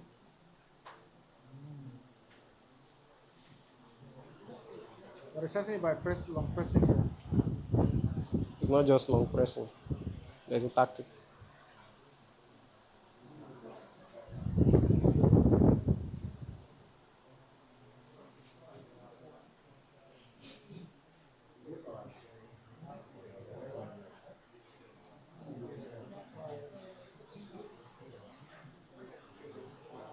Let me reboot the router. Turn off the power.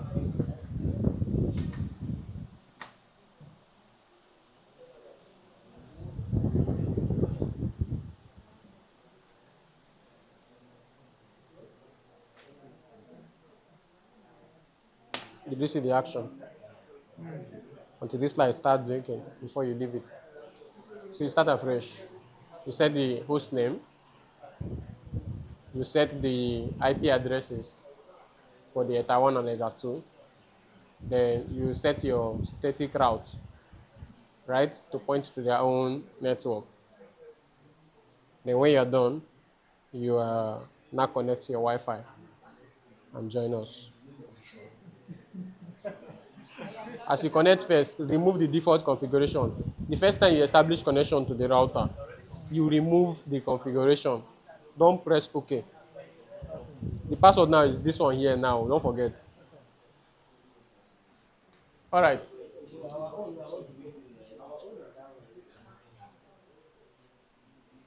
Okay, so by the listings on the neighbors, that means we have connectivity to Spilling network, isn't it? All right, you can close. Close the neighbors. Now, the next thing we need to look at. The Spilling network uses DHCP, isn't it? It's obvious, right? That's why our phones can connect to it, isn't it? So that means we need to also use the DHCP in our router so that we can obtain an IP address from the network automatically. Now, in this case, the first time we did DHCP on the router, what did we do? A DHCP server, right? Isn't it? When the router is the one giving the IP addresses out, he's the what? He's the server, right? Now, the router wants to receive an IP address. Who is he now? The client. So, in IP address, in IP menu, we are going to DHCP client menu. So, IP. Can you see DHCP client there? Can you see it? IP, DHCP client. Can you see it? Open it now, open it now.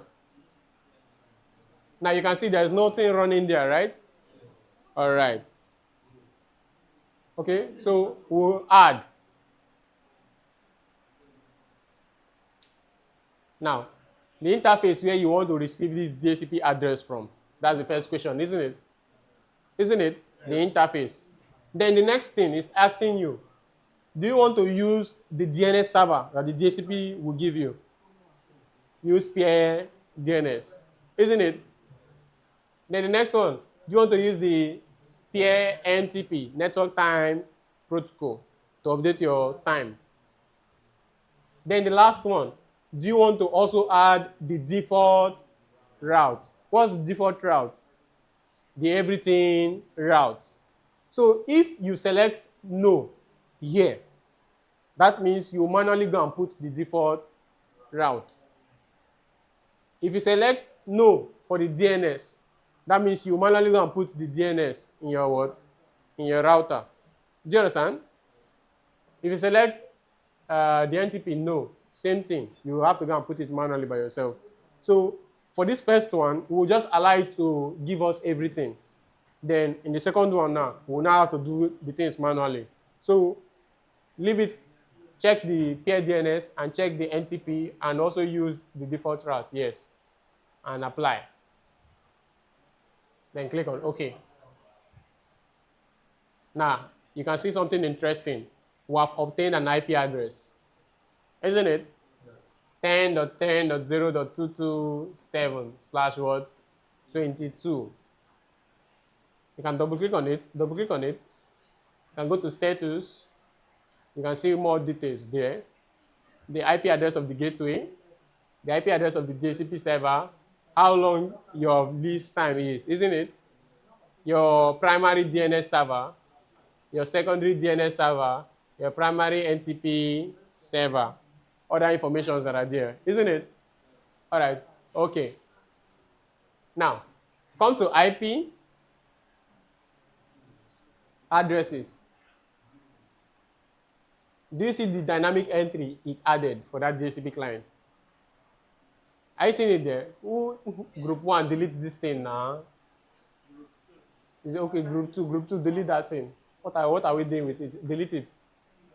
Select it, then delete. Remove. You disabled. You remove it completely. Let's not see it. This is what everybody has. See the D flag. Can you see the D flag? It means it's got it from what? Dynamic. All right. You saw it added the IP address 10.10.0.227 and the what? The subnet mask. And it selected the what? Wi-Fi.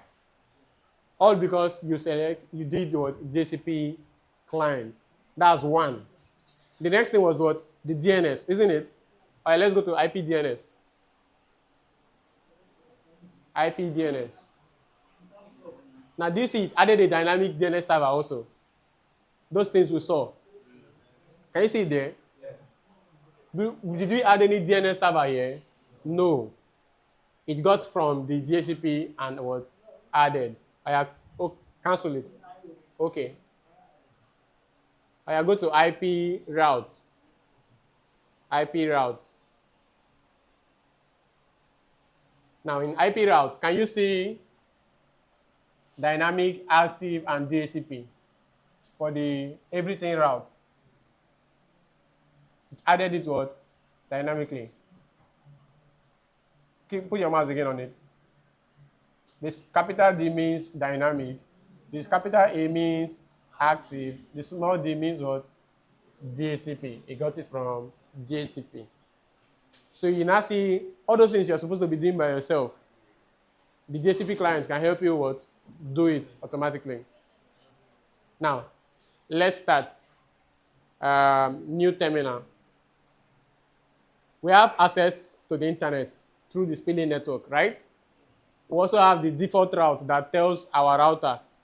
If I type an IP address you don't know, pass through the default route. So let's ping 8.8.8.8.8.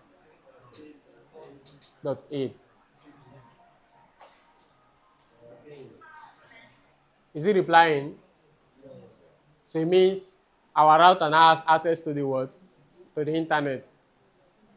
Group 6, is it replying? So your router now has access to the what? Internet. Now, if your router has access to the internet, can your computer also have access to the internet? Yes. But you have to what? Configure it. Are we following? Again? Yes, again.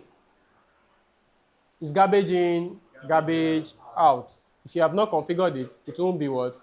Configured.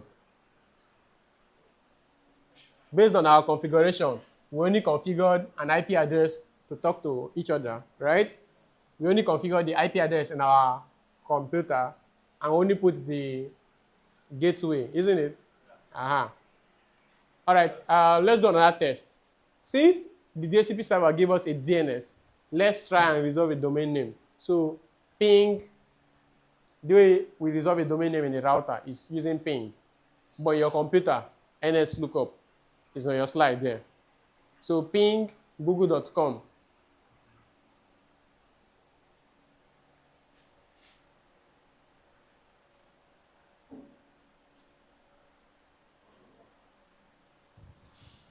All right, cancel. Ctrl C.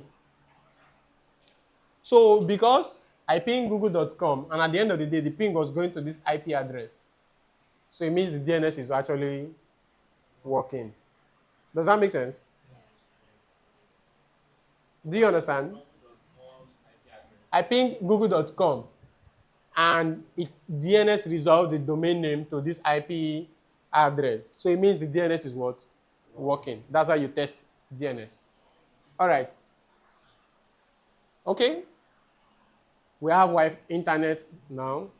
So it's now to give the internet now from our router to our what? Computer. When we configured our computer, we didn't put a DNS, isn't it? We didn't put any DNS. All right. Yeah, we'll get to the DNS. Let's first of all solve this issue. Remember, your computer can reach this network already because it has the IP address of the router, right? Your computer, that means your computer knows that any IP address it wants to go out to that is not in its local network is to use what? The router. But there's an issue. Anytime you want to go out to the internet, you remember, because we are using private addresses, it needs to be what? NATed. It needs to be network address translated. Isn't it? Yes. Isn't it? Yes. Aha. So don't forget, for you to give access to the internet, to this IP block here, you need to what? NAT it. And where do you NAT it? IP firewall. IP firewall. IP firewall. Open now. Aha. All right. Then you go to what?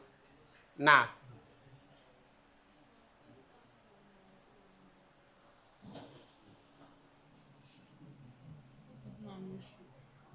No.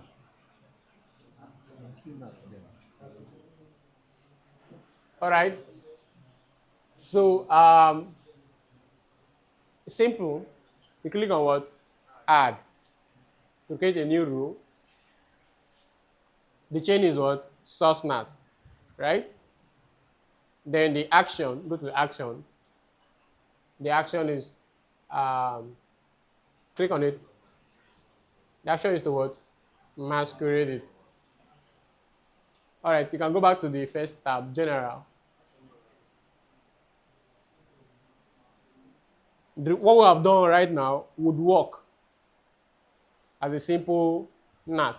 But there are some advanced NAT where we'll not talk about the network that we want to what? NAT. Let's say, for instance, you have a router. This one serves your house. This link serves your house. This link serves some, let me say, some test computers that you're using, right? Now, the one going to your house, you need access to the internet, obviously, isn't it? So that you can watch Netflix and do the rest. But the one you're using to test, maybe you're using it to test some security steps or actions, you don't need access to the internet on them, isn't it? So you don't want to allow them to go out to the what? Internet. Are we following? If you just put source NAT and action masquerade, it means that anything coming from under your router, it will surely NAT it. But by the time you want to only NAT this aspect of your network, now you now need to specify either the single IP address that you want to allow access to the internet or a network address. What's a network address? A range of IP addresses, isn't it? And you now select that and write it down in the what? In the source address. So the rule now looks like, if it's coming from this source, NAT it to the internet. That's masquerade. So that means the people coming from here that are not part of that source would not what? Be masquerade to the internet. Do we understand? Yeah. So normally, if you just want to NAT everything that is coming under your router, this is what? Enough. Are you following? But when you know that you want to only NAT some specific networks or some specific devices in your network, you now put in that specific source address in the NAT rule. So I think with this we are okay for the time being. Maybe when we get to that lab session where we want to NAT only some specific devices, we will now put it in. Remove it. Don't put anything there. Click here to delete it. Click to empty it. Click on OK. Can you see it? We have added it, right? Have we added it? Yes, we have added it. So now let's come to our device. our go to your command prompt. So see mine here, terminal. All right. So the first one, let's ping the router. Ping the router. That's your router. If you're on my left hand side, ping your router .1. On the right hand side, ping your router .9.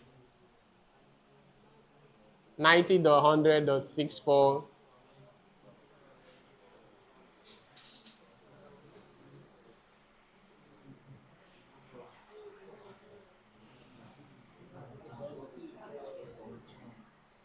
So it's replying, right? All right. Then next one, ping 8.8.8.8. Let's go out to the internet now.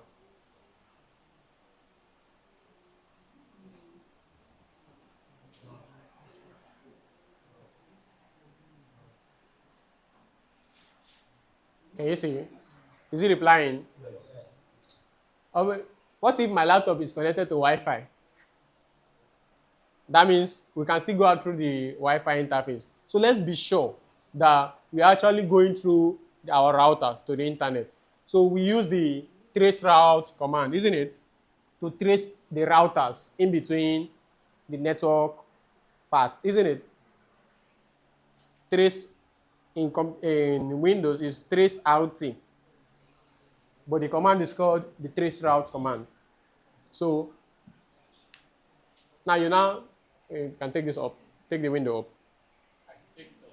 No, up, so that you see the click and drag. Okay, trace RT. I hope all of us, our laptops can go out to the internet. So trace RT to 8.8.8.8.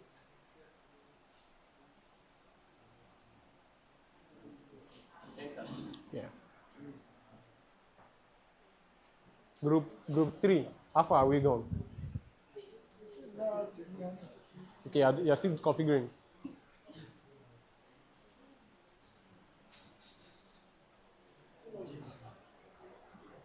Okay, it's coming now. It's loading. It's loading. So you see, who is the first router? 90.100.64.1. That's this guy here, right? Who's the next router? 10.10.0.1, which is P-Link router. Then 192.168.20.1, which may still be P-Link router along the road. Do you understand? So if you draw the path very well now, that means the packet is passing through here, through here, through here, through here, to here, right? And then it's going from here through the Wi-Fi interface. Now goes to the internet. So it means our configuration is what? Working. It may be correct and not working. Okay. So from the screen, who's the first router? 90.100.64.9. So which is actually R2, isn't it? So it means our packet is going from here to what? This router first. Then from the router, it now goes through our Wi-Fi interface to Speedlink network. It will go until it gets to what? The destination. So all these IP addresses you are seeing now are routers in between you and the what? Google what? DNS. Does that make sense? Yes. So if you look at your own now, how many routers do you have between you and Google? 12. It's actually 11. The last one is the IP address you're actually talking to. Why is this one not showing the time? Like Some of them may time out. Some of them may time out. Don't worry. So if you just look at it, all these ones are different routers that are coming up. That's in between you and the what? And the IP address you're pinging. So the last test we need to do is what? The DNS test on our computer. Now we are sure that we have access to the internet. Let's check. Or ping something like CNN.com.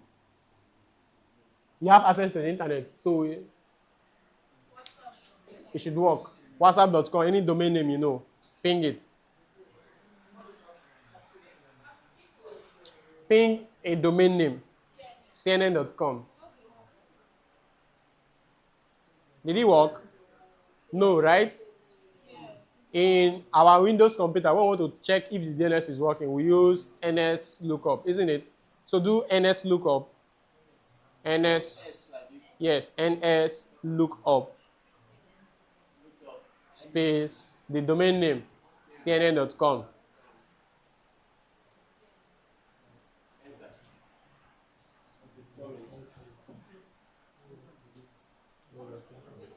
So no response from it, isn't it? So it means DNS request timed out our address 0.1, which is not even what we set. So it means the DNS is not working. But on our router, it was working, right? So it means the problem should now be in the computer. So let's go to our IP address and check. Control panel.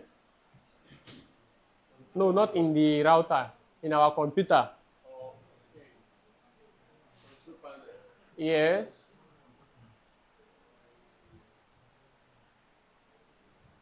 So properties, IPv4. Double click now. So you can now see the DNS side is empty, isn't it? Means is what? Unknown. We didn't specify any DNS. Now, you can put a public DNS server, or you can put the IP address of your router. Now, if you're going to use the IP address of your router, you must make sure that the router itself is also acting as a DNS server, which in this case, we have not configured the router to become a DNS server, right? We have not done anything like that. So that means we should not be using the public DNS. So just set 8.8.8.8. 8.8.8.8.8. Click on OK. And OK. All right, come back to your terminal and do ns lookup cnn.com again. NS lookup.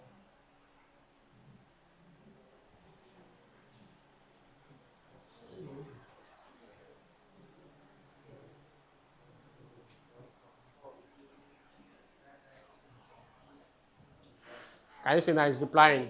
You can see the IP address of our DNS server, right? And it replied with the different addresses of cnn.com. All these ones are IPv6 addresses, while these are IPv4 addresses, different addresses that are using that same domain name. So that means we can ping cnn.com now. Yeah, ping cnn.com.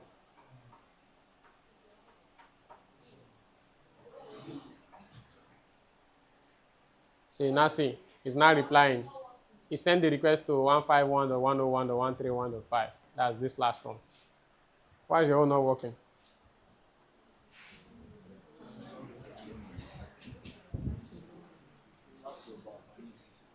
Go back to this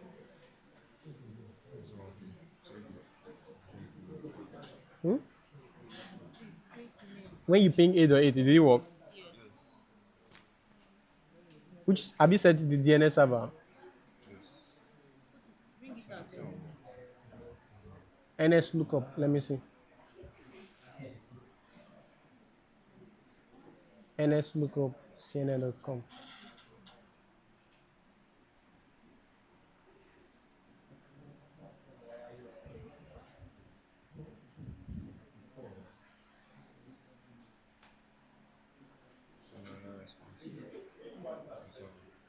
You have not set the server.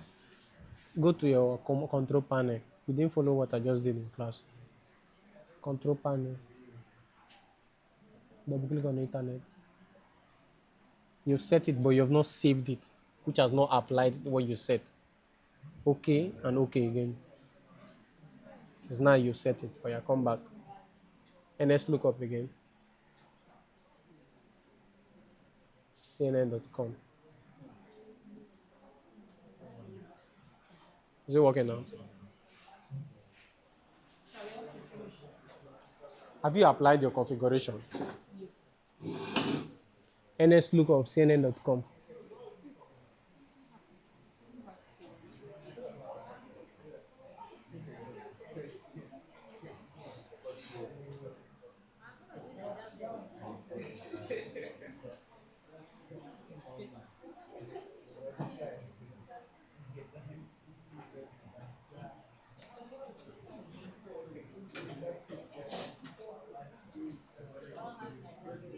address, nothing on your DNS server. So it's from you. The problem is from you.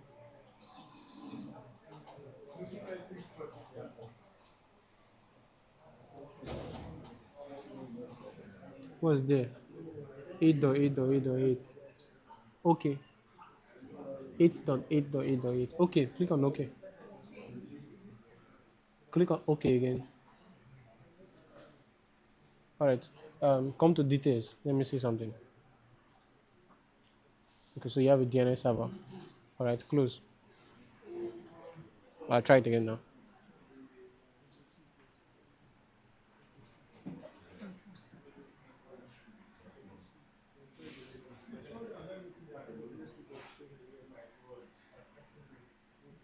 Is it working now? You didn't do it before.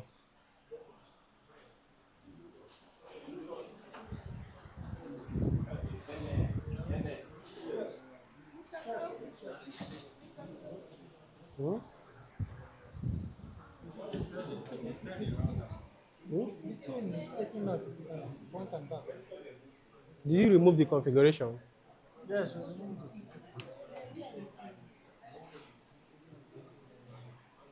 If you remove it, you will see it here. If you removed it, you will see it here. If you didn't remove it, you will not see it. You understand? If you don't do it well, you will not see the router in neighbors. You must do it well.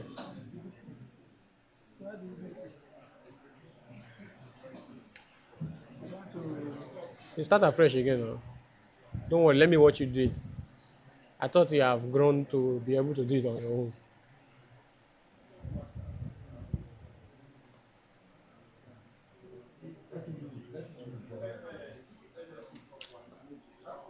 Help me touch that power button again.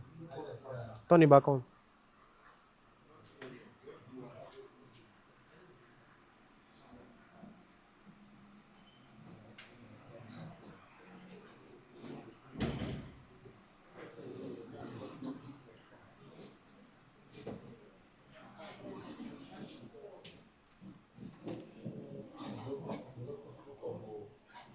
Do it again. Do it again. Do it again. again. Off and on. Off and on.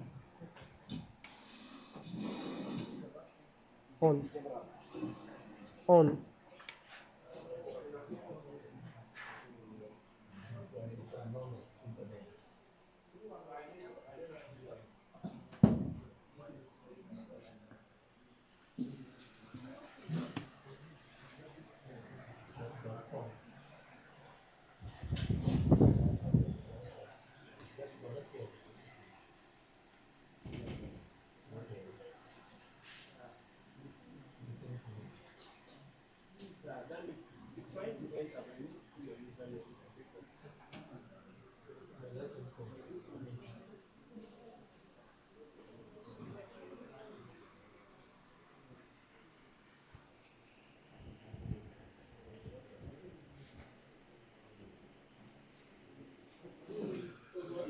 Refresh again.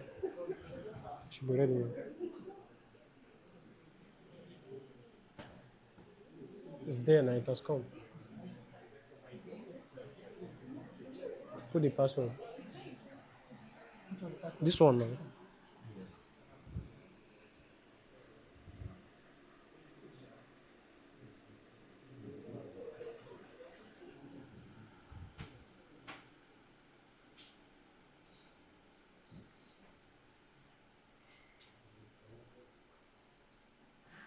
Remove. No, remove. That's how you make the mistake. Don't do anything again. Session disconnect. You have removed configuration. It's removing. Cancel.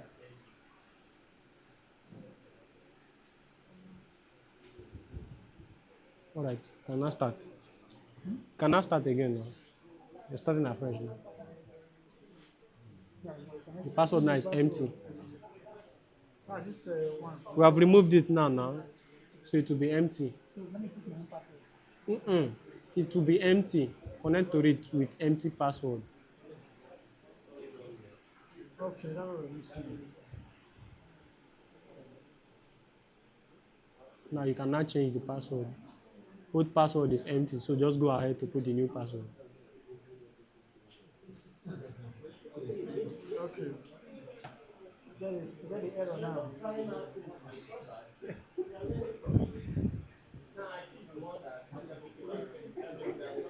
Yeah, go out, disconnect again. Session. Up. Top left, session.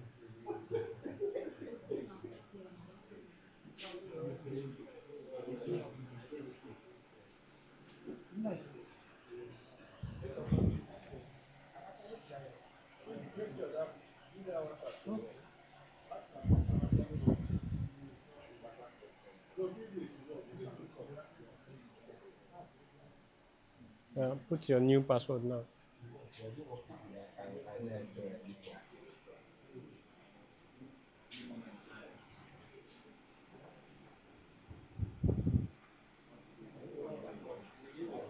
Yeah, do it. Repeat your configuration again afresh.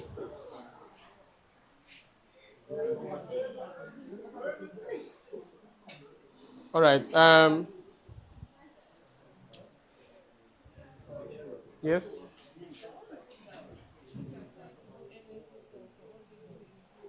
WhatsApp is not working, but it won't just see like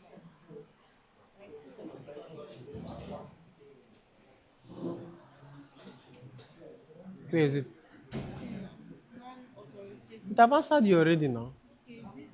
But it's giving IPv6. This IPv6 and this IPv4.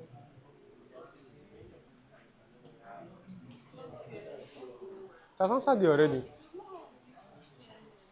CNN had plenty records now for its own DNS record. It had plenty. Facebook just had one IPv6 and one IPv4.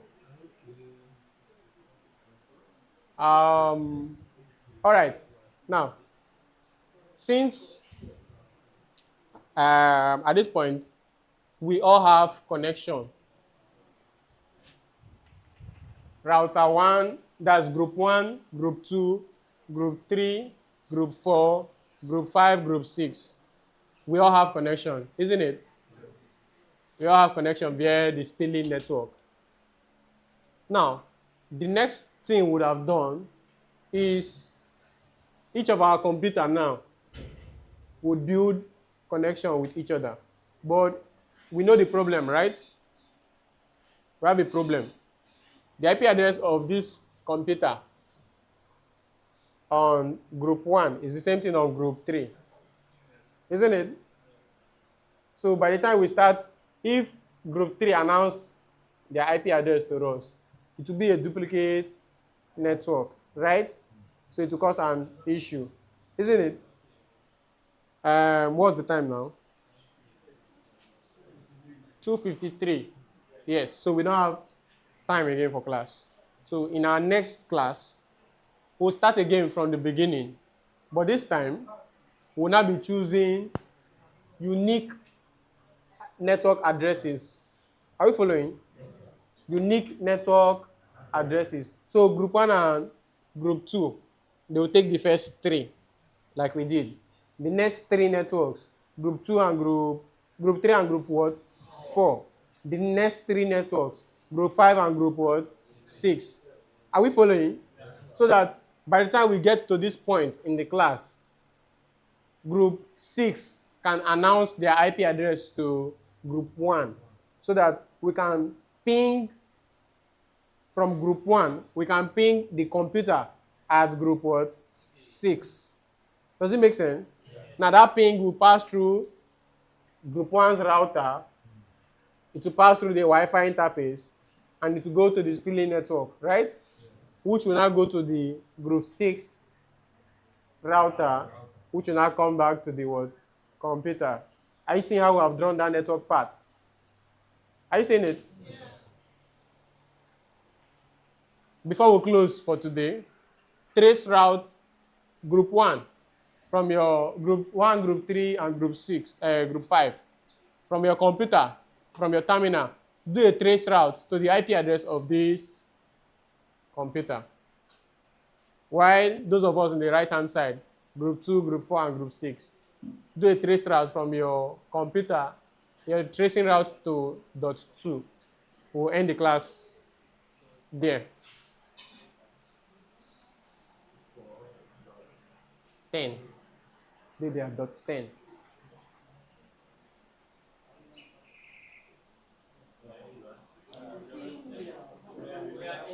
You are in?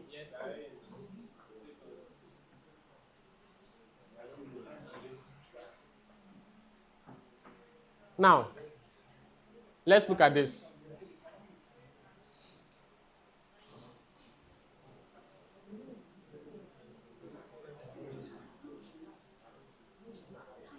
Go to your IP route.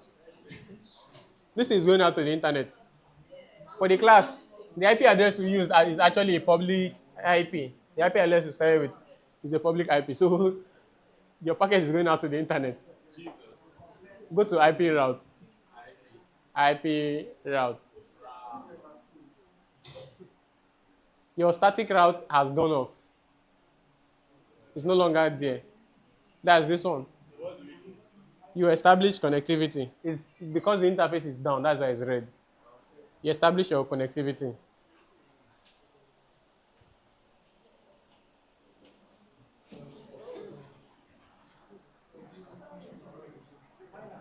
Eta 1. Group 4 and group 3, same thing. Group 5 and group 6, same thing. All right, you see now it's back. All right, go back to that trace route again.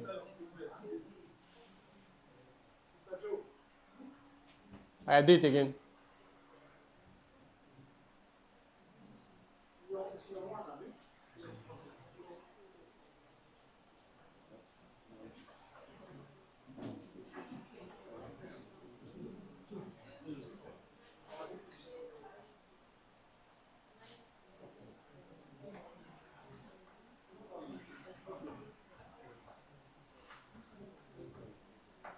Now, who's the first router? At 9, isn't it?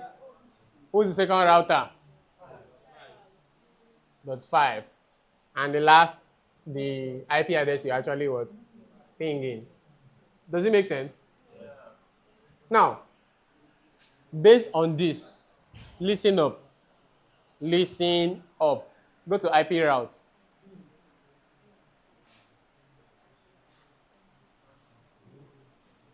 It's okay. IP route. You're there already. You're there already. Now see. Even if in this class, the IP address we used for our lab is actually a public IP address, isn't it? So it means there's somebody on the internet or a computer on the internet that's actually using that IP address, right? But we've set it up in our local area network. Now, on the internet, it's not causing a conflict on the internet. It's not causing a conflict on the internet.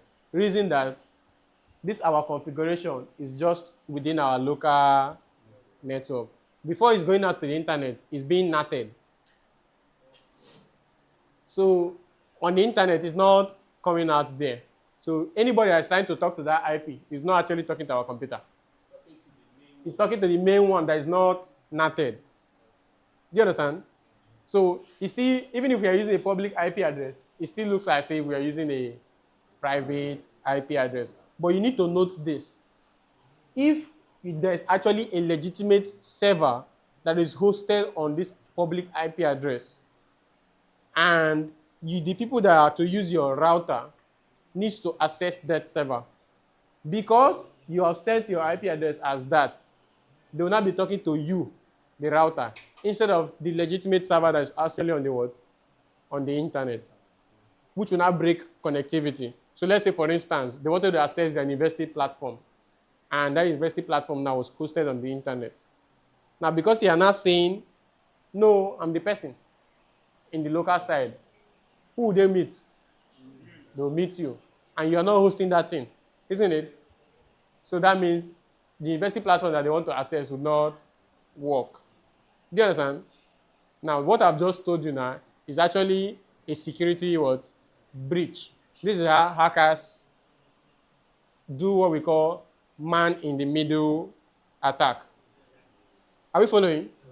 They pretend to be the legitimate thing you actually want to meet. And you now, you will not know. You send your request to what?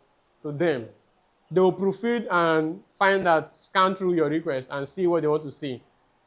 They may even help you send the request to the actual what? Server. So the reply will come. They'll forward the reply back to you. But they are in the middle, snooping your what? Your packets, listening to the connection that you have built. Do you understand? That's what we call man in the middle. So those of us that will be doing cybersecurity, you see how to what? Mitigate such kind of attacks. Are you understanding? You need to think like the thief in order to protect yourself from the thief. Do you understand? So that's man in the middle. I'm not teaching you cybersecurity. I'm teaching you networking. Eh? I'm not teaching you cybersecurity. When you reach cybersecurity. So for that reason, that is why you must ensure at all points in time the IP address you're using within the local area network is actually what? A private IP. Do you understand? Because you can actually break legitimate actions that should actually go out to the internet. Let's say, for instance, now, we went to go and set the IP address of this router as 8.8.8.8. Now, anybody that wants to go and ping the DNS will be talking to this router, right? Which this router is not actually the DNS server. So we can even break the DNS functionality by using such a mistake, doing such a configuration. Would that destroy the router? No, it will not destroy, but it will break the connectivity. It will disrupt the network. So that's why you must ensure that you're using what? A private IP. Then the next thing I want to highlight from what we have seen is that in the routing table,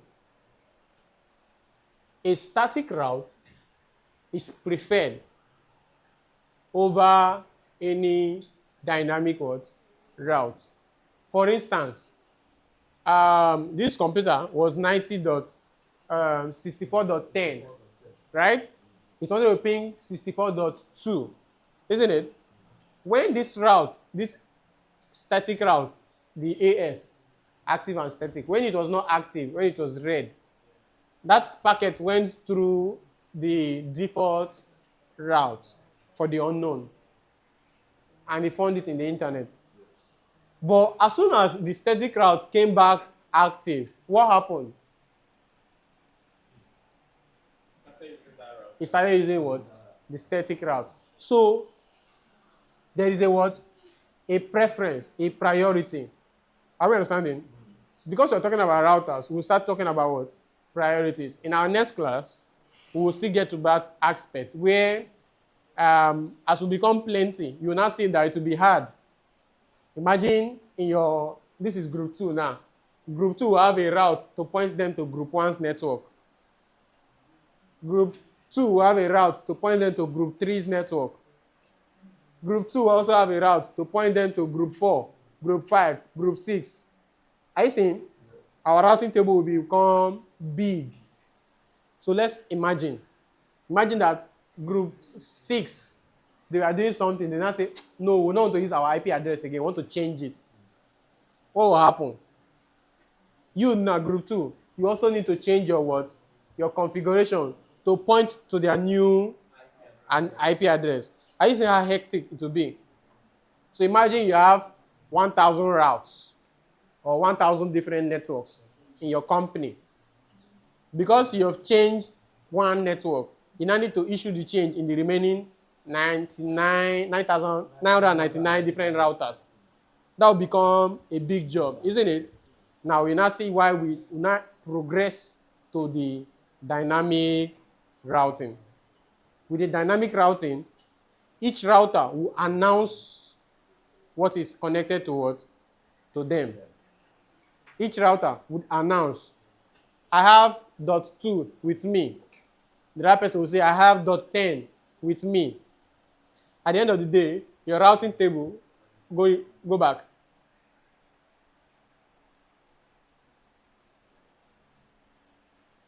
At the end of the day, your routing table will be populating by itself, isn't it? It will be using the dynamic flag, and the best thing, it will also show us the routing protocol is also what using. So for instance, it can show us if it's using RIP, it can show us if it's using OSPF, it can show us if it's using BGP. Are we there? Different routing protocols that are configurable on your MikroTik router. It will just show you based on the flag. You can go to routing, see routing here, routing. Yeah, so we'll first start with the RIP. Then those of us that will continue with the networking class next month, we'll talk about OSPF. We're not talking about BGP. So we'll just focus on the RIP for our next class. Then advanced networking, we'll talk about OSPF. And I think that will be all. And you will now see how enterprises configure their routers. Does it make sense? So at this point, we'll call it what? A day. I hope what we did today, you got it. You got it, right? You didn't get it, go and watch the video back. Thank you very much.